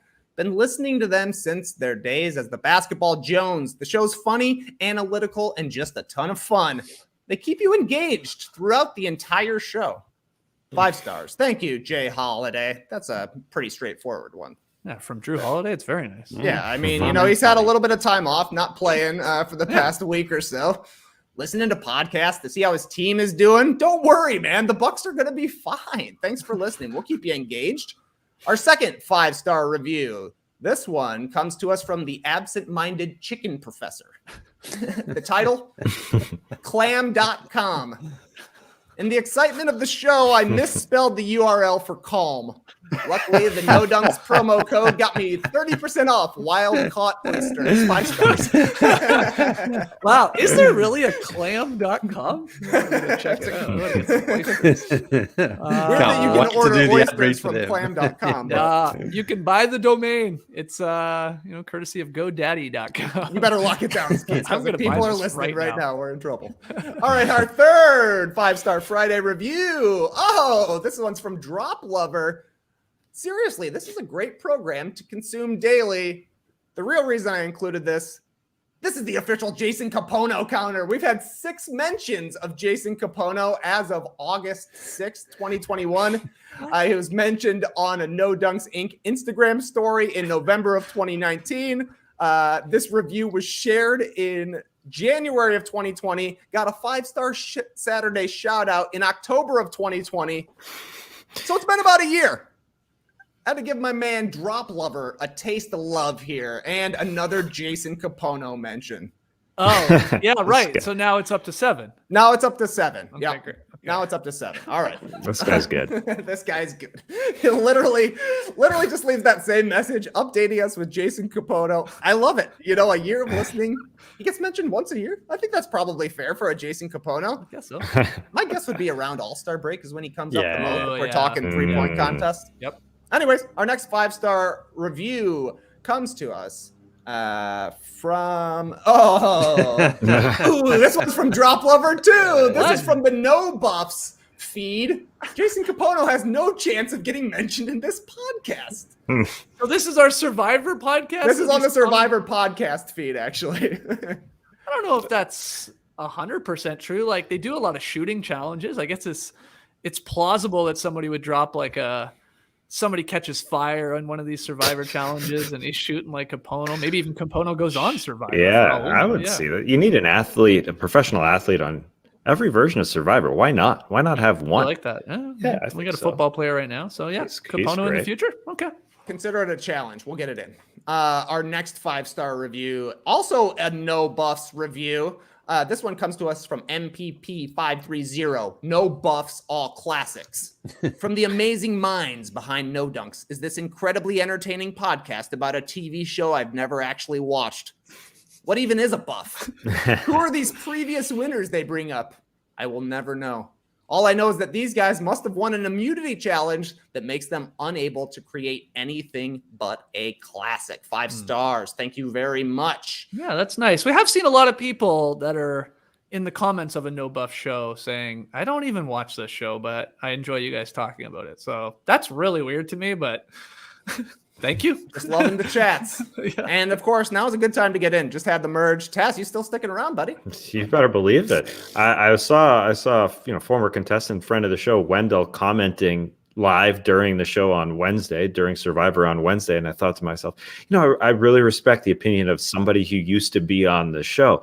And I just thought it's such a different world. Like, we talk about basketball players, of course we respect the opinions of former basketball players. I was just thinking, I want to hear what Wendell has to say about being on. It's so strange. But he said, Liana, don't use your challenge, or don't use your power, because Evie's got it. He didn't even know that Tiffany was holding the They idol. even got Wendell, Yeah. the winner. Yeah. So Yeah, it appears easy for us sitting on our couches at home, and that's not even the case. I do like this from Mick and the stream team. Maybe we get a Capono versus Kyle Korver versus Reddick season of Survivor. They're the 3 captains. Sure. Why not? Sign me up. Yep. All right. I would watch that. Our final 5-star review. This one is 5 stars. Comes to us from Bib Math. Best NBA show, hands down. Bing Bong! Honestly, can't believe there was only one Bing Bong review. I thought there'd be surprising. way more. Yeah, I thought there would be way more as well, but we appreciate the Bing Bong. You're doing things right when you get Bing Bonged. Now, I don't know if y'all watched this past week's episode of Succession.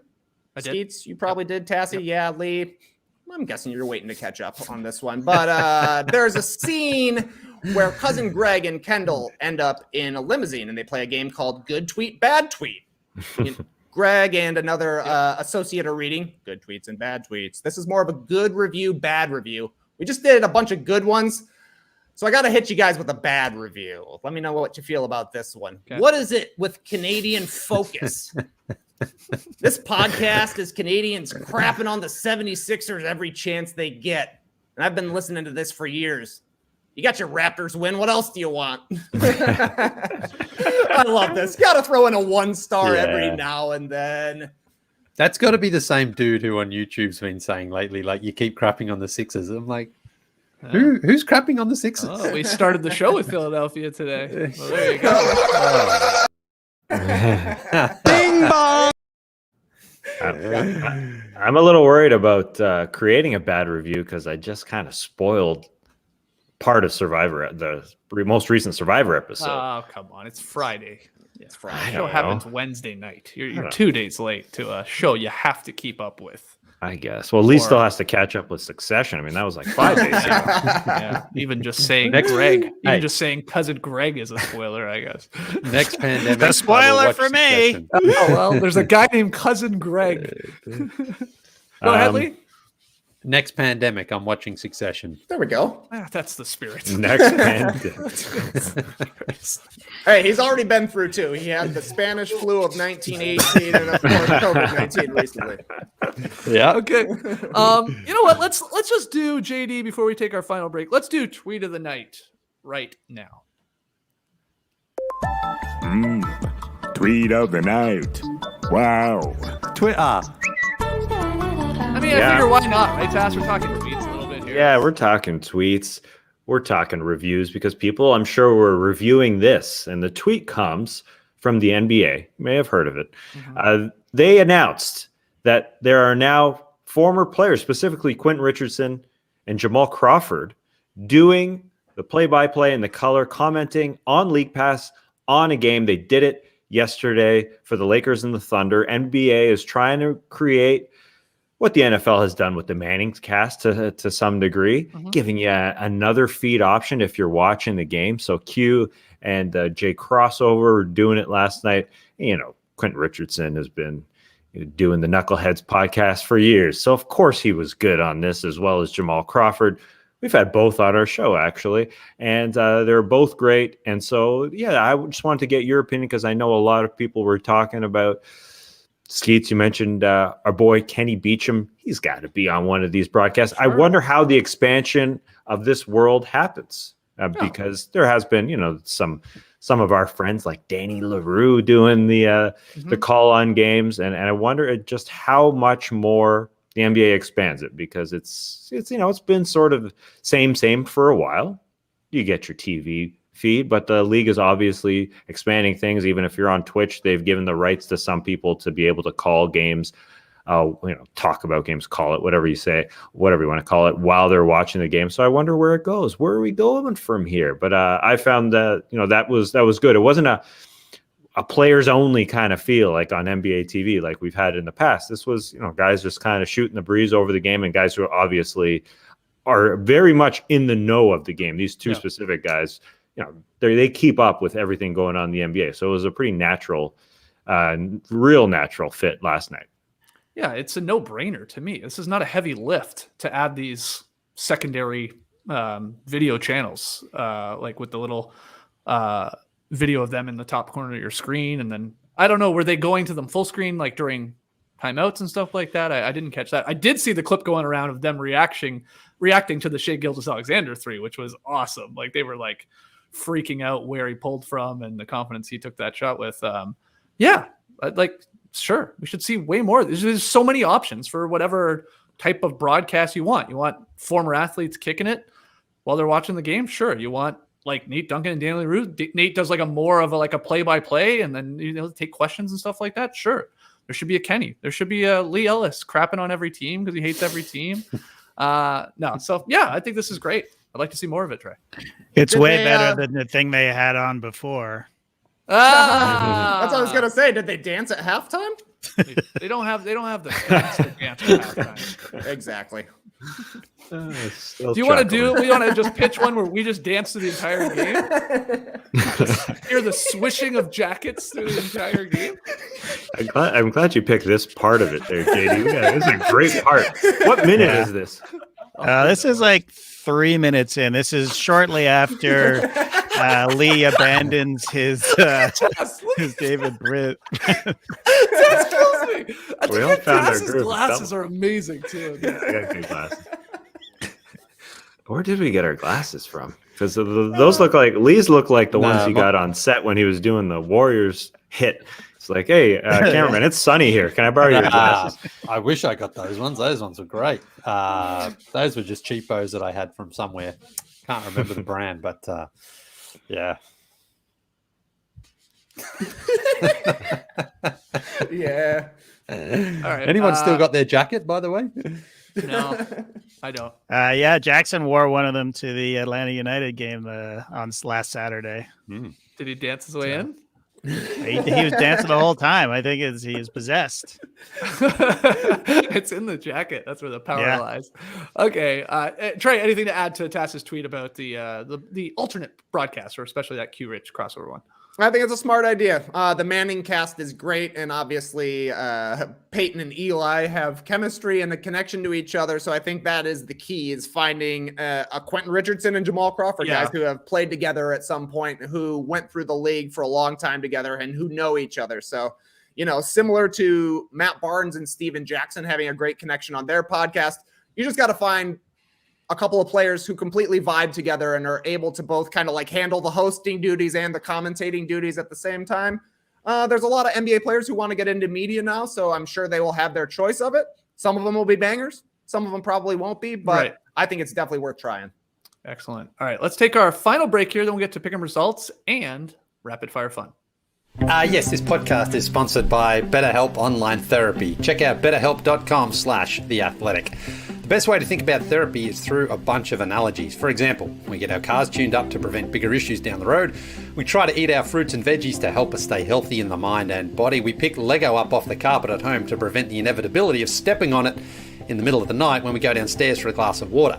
Going to therapy is like all of these. It's routine maintenance for your mental and emotional wellness to prevent bigger issues down the road. Going to therapy doesn't mean something's wrong with you. It means you're investing in yourself to keep your mind healthy. BetterHelp is customized online therapy that offers video, phone, and even live chat sessions with your therapist, so you don't have to see anyone on camera if you don't want to. It's much more affordable than in-person therapy, and you can start communicating with your therapist in under 48 hours. Why invest in everything else and not your mind? This podcast is sponsored by BetterHelp, and No Dunks listeners get 10% off their first month at betterhelp.com/theathletic. That's BETTERHELP.com/theathletic. When it comes to athletes, we tend to focus on physical fitness, speed, vertical leaping ability, or in Leigh's case, arms. This guy loves arms. He loves biceps. Leigh, do you have your top 3 biceps in the league right now? I have my top 1, and it's Desmond Bain here from the Memphis Grizzlies. Look at those guns. Yep. They're incredible. Andre Iguodala's still in the league, so of course, he's there. And then number 1, I'm going with referee Billy Kennedy still. He's got a great set of guns on him. He's as good as a player out there. He's as important. So Desmond Bain, Andre Iguodala, and referee Billy Kennedy, the top 3. Excellent. I'm glad I asked you. But Leigh, there is another side to the game that's just as important as the guns, as the biceps, and that is mental fitness. Calm, the #1 app for sleep and meditation, has teamed up with LeBron James, got some pretty good arms as well, to help you train your mind and become the champion version of yourself. Calm can help you train your brain so you sleep better, reduce your stress, and perform at your best, just like the king. For LeBron, sleep is a critical part of his mental fitness routine. As he says, quote, "Getting good sleep and finding time to rest is one of the most valuable things I can do for my body and mind. From the sound of rain falling on leaves to bedtime sleep stories, Calm puts me to sleep within minutes, which means I wake up ready for any challenge," unquote. So if you head to calm.com/nodunks for a limited time, you get 40% off the Calm premium subscription. 40% off. You don't need to sleep on that, but you will once you have Calm. Again, for a limited time, our listeners can join LeBron in using Calm and get a 40% discount on a Calm premium subscription at calm.com/nodunks. Unlock content to help you focus, ease stress, and sleep better. Get started at calm.com/nodunks. Once again, that's calm, CALM.com/nodunks. Not to be confused with clam.com, which is where you go for your premium oysters. Pick 'em results from last night. Jazz Hawks. Utah was favored by 1.5 down at the Fortress, and they pulled it out. They took over in the fourth quarter. My goodness, blew this one out of the water, like a bunch of oysters popping out of the water. So that's a loss for me. I swear. I don't know. We've been going too long. We podcasted way too much this week. Leigh, you are perfect though. 4-0. This guy's on fire. Tass 3-1. Great record. Trey and I are 2-2. But let's get to tonight's game, brought to you by BetMGM. Tass, where are we going? Well, I guess you teased it earlier, didn't you? I got the Knicks Bucks, but what's the line? 5.5-point favorites are the Milwaukee Bucks at home to the New York Knicks. The Knicks, who started off so well at 5-1, have dropped a couple. Milwaukee Bucks sit only at 4-4, and they're getting Drew Holiday back. So it's understandable why the three of you took the Milwaukee Bucks. I decided to swerve and go with the Knicks. I like those 5 points. I like the fact that maybe Drew Holiday isn't right. It may take him a little bit to sort of get back into the flow. The Bucks, I tried to remember when he played at the beginning of the season last year. Was he in the flow? Did he start off slowly? I didn't go back and look, but I just feel like that may happen. They don't have Milton. They don't have Lopez. And I seem to be a Knicks hater, but I'm rolling. I'm rolling with the 5.5. Yeah, it's our biggest line yet, isn't it? Yeah. I was thinking about going deep to a 10-point line or so, but I thought this is too good a game. Couldn't pass it up, and it's a big enough line where I feel comfortable riding with those points. People are telling me oysters don't blow out the water, but if you dropped a bomb in the water, oysters might explode out of the water. Yeah. So, just want to clarify that. All right. Good luck to everybody. We got the Bucks to win by 6 or more. Lee does, who's undefeated still. Trey does, and I do. And Tass has the Knicks, the Big Bong Knicks, to cover that somewhat big line there of 5.5 points. Okay, we are going long, but let's wrap this baby up with some rapid fire fun. I got the questions this week. We got Tass, Lee, and JD answering. First one this week: the NBA and Nike unveiled all new City Edition uniforms in honor of the NBA's 75th anniversary season. Each jersey represents the ultimate basketball moments mixtape, a compilation of the franchise's greatest hits. So we've talked about the jerseys on our social media channels, on the show here earlier in the week. But I want to know, guys, if you were to design a City Edition jersey for your hometown, what would it look like? I want you to paint the picture for me. Tass, you go first. Mississauga, what's this jersey looking like?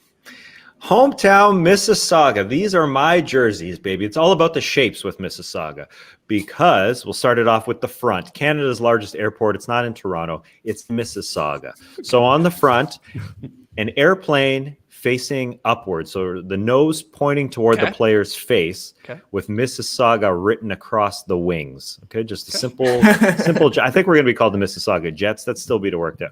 We'll still figure that out. On the back, though, a huge mall in Mississauga called Square One. The number of the player is going to be within a square. This is good. Yeah, okay. We got shapes. Good. Up each side panel. This is where things get weird. Side panel of the jerseys.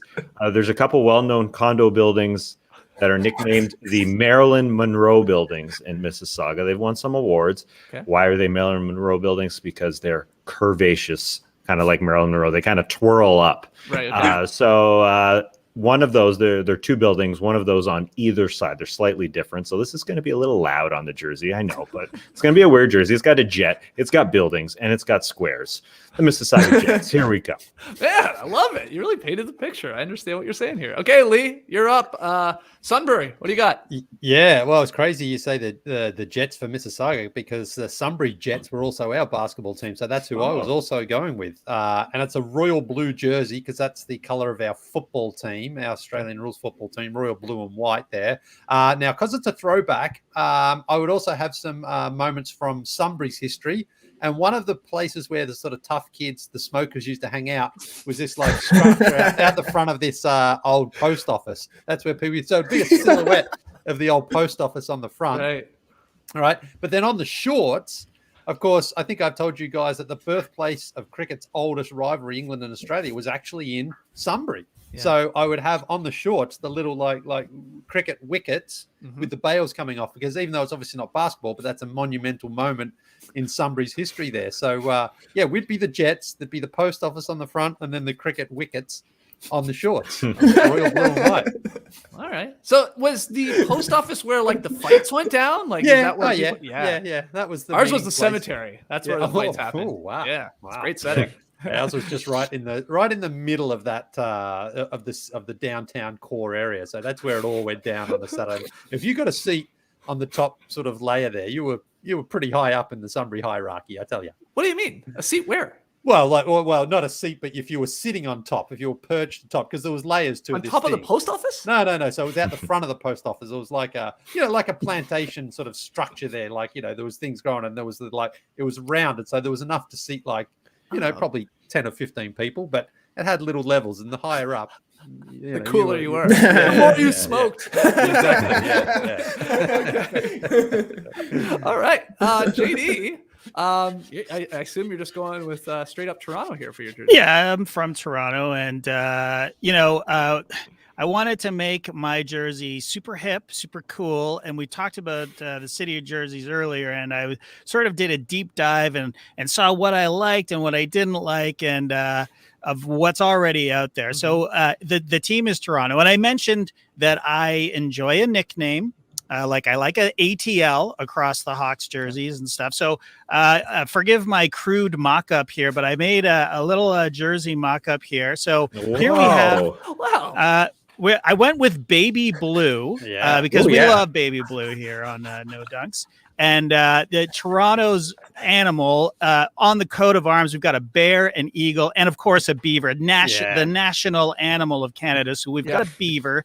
And, the Canadian flag in the corner. And I noticed there's a lot of lightning bolts on a lot of the city jerseys this year. So I added a little lightning bolt coming out of the fierce claws of the mighty beaver there. And, of course, we have YYZ across the top, is what we said. And then if we look at the back, we've got a little sponsorship of No Dunks there. This is Scotty Barnes, of course, number 4. I forgot to mention, I did add a little ad in the top left corner for Salad King.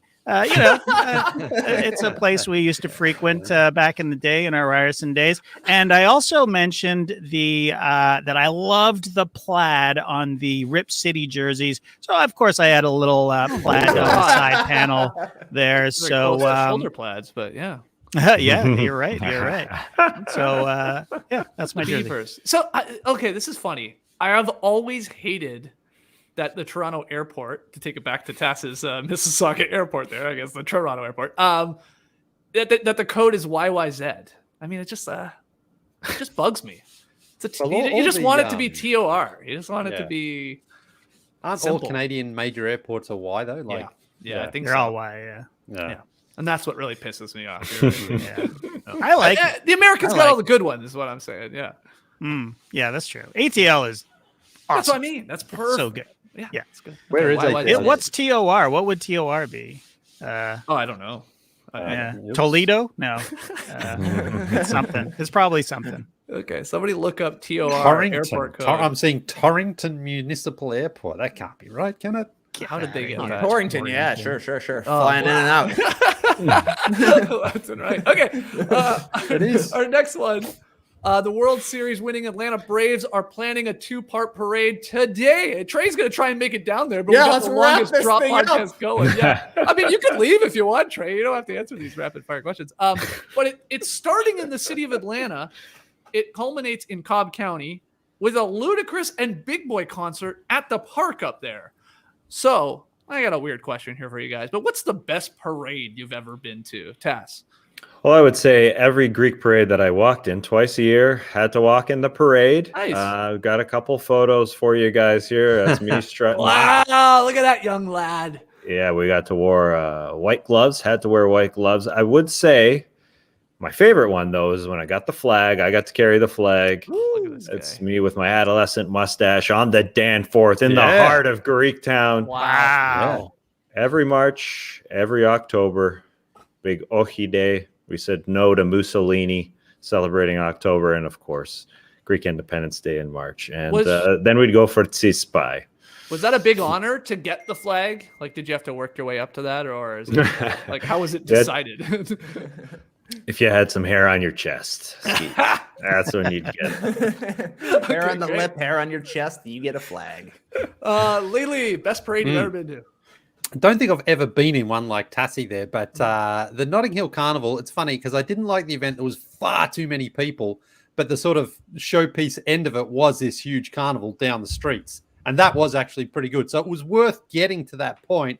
It was just all the build up and the lead to it was just overpopulated on the streets there. So, yeah, I went to a couple of those, but I tried at the end to sort of just get down onto the streets when the parade was happening because otherwise it was just too chaotic. But that's about it. Didn't really have a great parade story, to be honest. You don't like parades, it sounds like. Too many. I just haven't really been to many that I can think of that automatically jump out at you. Okay. JD, what about you? You got one? Yeah, I hate a parade. That said, I've never not had a good time at a pride parade. Right. I mean, they're always great. There's nudity everywhere. You get squirted with water guns. It's fun. Pride parades are awesome. Yeah, we've been to a pride parade here in Atlanta for sure. And Toronto throws a hell of a parade. Oh my God, it's insane. All right, final question here so we can get Trey out to that Atlanta Braves parade, which is pretty cool. Yesterday, Temper Boy crashed the podcast. You saw the clip going around. Maybe you joined us live. I was tired of all the backseat podcasters. Everybody wanted to talk about the Pacers. I wanted to keep the show moving. But I want to know, what's something that just really annoys you, turns you into a Temper Boy? What do you got, Tass? I hate getting a gift card for a restaurant. I just don't like it. I know it's a gift. It's nice. Why should I be mad at? Number one, I'm never carrying it with me. I'm a minimalist wallet guy. I'm just not carrying an extra card that I might use once every 3 years. I'm not George Costanza. Not going to happen. Because I've got some of them for years. I'm just not going to use. And then if you use it, you got to worry about, how much is on there? Do I have it? Do I have anything left? Okay, I'll pay $30 with this card and $70. I just rather pay for it and not worry about it. I'm not saying I'm not a coupon guy. I use a coupon every. I'm a real James Borbath guy, but I'm not. I just hate them. I just hate them. Leigh, what annoys you? You know, it's a cashless society we pretty much live in these days, except for when you're parking before a game down at the Fortress, right? Mm-hmm. So before I went to the Fortress a few weeks ago, I thought, damn, the guy never accepts anything other than cash. He's a bit like your car cleaner there, Skeets. It's always broken, the machine. So I thought, all right, I'll zip into the cash machine, the ATM, grab my money and be down there. I go in, there was 2 spots. One guy was using one. I thought, fine, I'll go and use the other one. It wasn't working. So I had to wait for the other guy. I was like, what are you doing at this ATM machine? Get your cash and get out of here. What you don't need to be. He was pressing buttons for honestly 3 minutes. And I'm like, what could you possibly be doing here? Do it all online. Unless you need cash. Yeah. Unless you need cash, you're in and out of that ATM. There's no reason to do it anymore. Like you used to have to sort of do a little bit of banking there. So I was just like, I should have been in and out in 30 seconds. It took me 5 minutes, which sounds like no time. But when you're waiting and watching someone just boop. It's a bank machine too. You can't come up and help. Exactly. Yeah. You can't sort of I just want. It's like Seinfeld when he wanted the cop to give him some protection. He was like, and he orders a sandwich. He goes, "What are you doing?" He goes, "Oh, I got hungry." All of a sudden, I want to say, "Excuse me, what are you doing here? What could you possibly be doing at this ATM machine that you can't do online or on your phone?" Anyway, I got my cash and I left. Right. But I mean, what rush were you in? We know you order a pizza when you get into the Fortress, and that takes 20 minutes. You miss half the game. I wasn't in a rush to get there. It was just there was no need for anyone to take more than 30 seconds in an ATM machine anymore. Right. Fair enough. Okay. JD, take us home. What do you got? What really annoys you?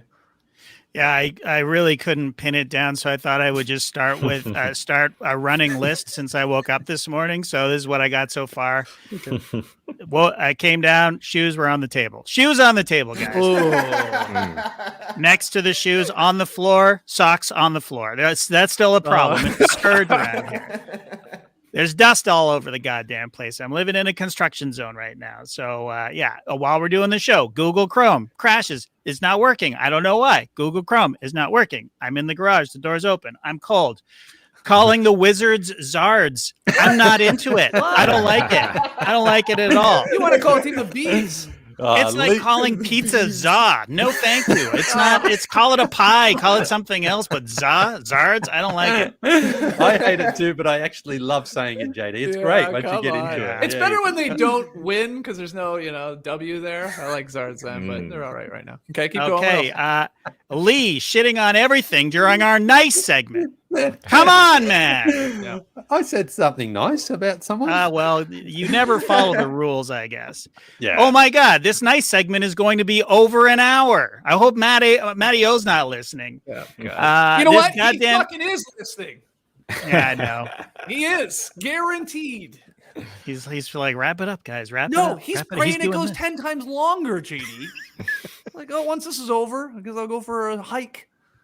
No, he wants this. Okay, fair enough. People can change. You're turning me into temper boy here. Keep going. Yeah, we got a compressor problem I can't figure out, and it fucking reared its ugly head again at 1 hour and 11 minutes. Who's taking pictures? Why can't I figure this out? This is very frustrating. Is it GarageBand? Is it these stupid USB mics? I have no idea. We're doing tweet of the night now, Skeets. Now I'm not ready. I'm all the way down. We've got 8,000 things in this goddamn StreamYard, and I got to scroll all the way up. So that's why tweet of the night stinger was late. And and now I really need to pee, and that's it. That's all I got on that. Trey, anything to add? I thought you were gonna jump in there. Were you taking some screen grabs of anything? What was going on? Did we find the culprit for screenshots? Oh no! See, it's you can barely hear it there. Oh, let me turn my volume up. No, because it it's was the like compressor something happened. problem. Yeah, it was some. Yeah, we have this problem where if one of you, it's mostly Trey and Leigh, if one of you makes a tiny little noise, the computer or the compressor thinks that you want to say something, so it cranks the volume all the way up and is looking for the sound, and then you'll come in and it's like distorted, and we can hear every little nook and cranny, everything that's happening in your room, we can hear it, and it's literally driving me mad. It keeps me up at night. It's all right, JD. We're gonna be back together before you know it. Yeah. Unless Can't Leigh wait. gets his wish and a second pandemic comes through. There we go. That was a good screen grab. All right, let's call it there. Let's get this guys to a Braves World Series parade. Thank you so much for joining us today. Another epic drop podcast in the books. Keep your emails coming. NoDunks@theathletic.com. Hit us up on Twitter @NoDunksInc. Drop a comment below the vid here on YouTube and grab yourself an Athletic subscription. Go to theathletic.com/NoDunks. Trey, have a blast at the parade. I hope you catch some beads.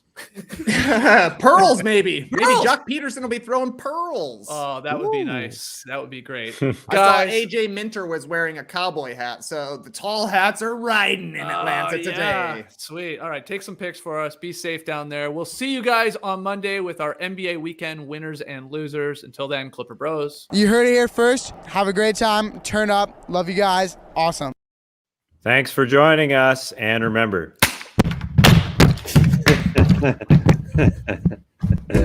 You